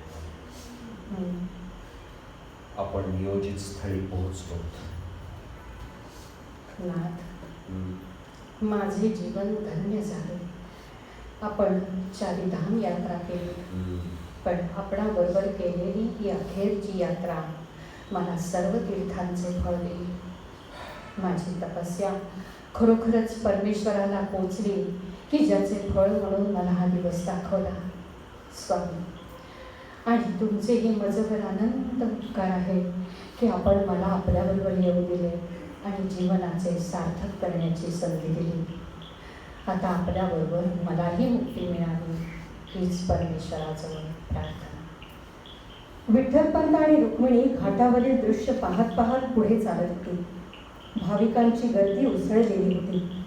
सर्व घाट ओलांडून एका बाजूला दोघे आले. तेथे गर्दी कमी होती. प्रवाहात पाहून विठ्ठलपंत म्हणाले, रुक्मिणी, हां, उद्या ब्राह्ममुहूर्तावर उषा देवीच्या साक्षीनं आपण आपले देह विसर्जन करूया. मी आपल्या शब्दाबाहेर नाही. दोघांची रात्रभर बोलणी चालू होती. ब्राह्ममुहूर्त झाला. रुक्मिणी, हो, ब्राह्ममुहूर्त सुरू झाला आणि उषःकालही सुरू झालाय. आपण नेहमीप्रमाणे उषास्तमन करणार ना? हो, आजचं उषास्तवन अखेरचं असेल. असे म्हणून दोघेही उठले. त्यांनी गंगेमध्ये स्नान केले. पारोशा वस्त्रांचा गंगेमध्ये त्याग केला. धूत वस्त्रे परिधान केली.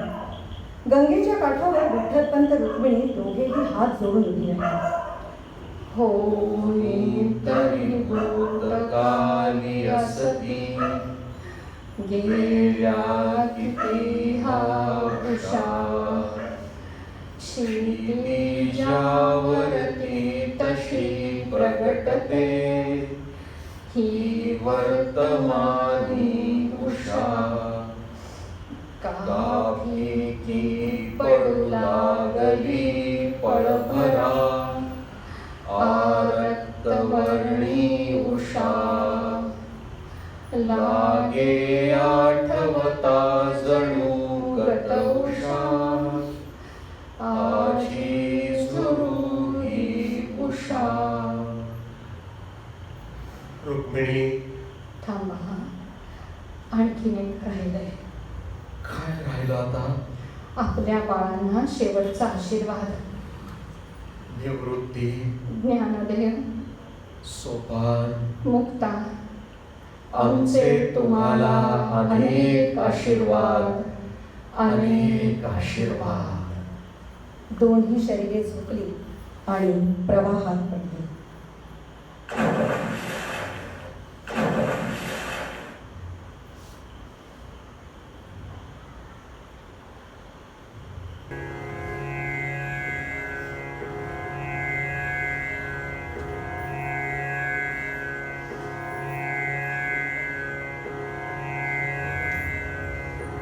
केवले से रोमा लावियले द्वारी, केवले से रोमा लावियले द्वारी, तयाचा वेणू गेला गगनावी, मोगरा फुलला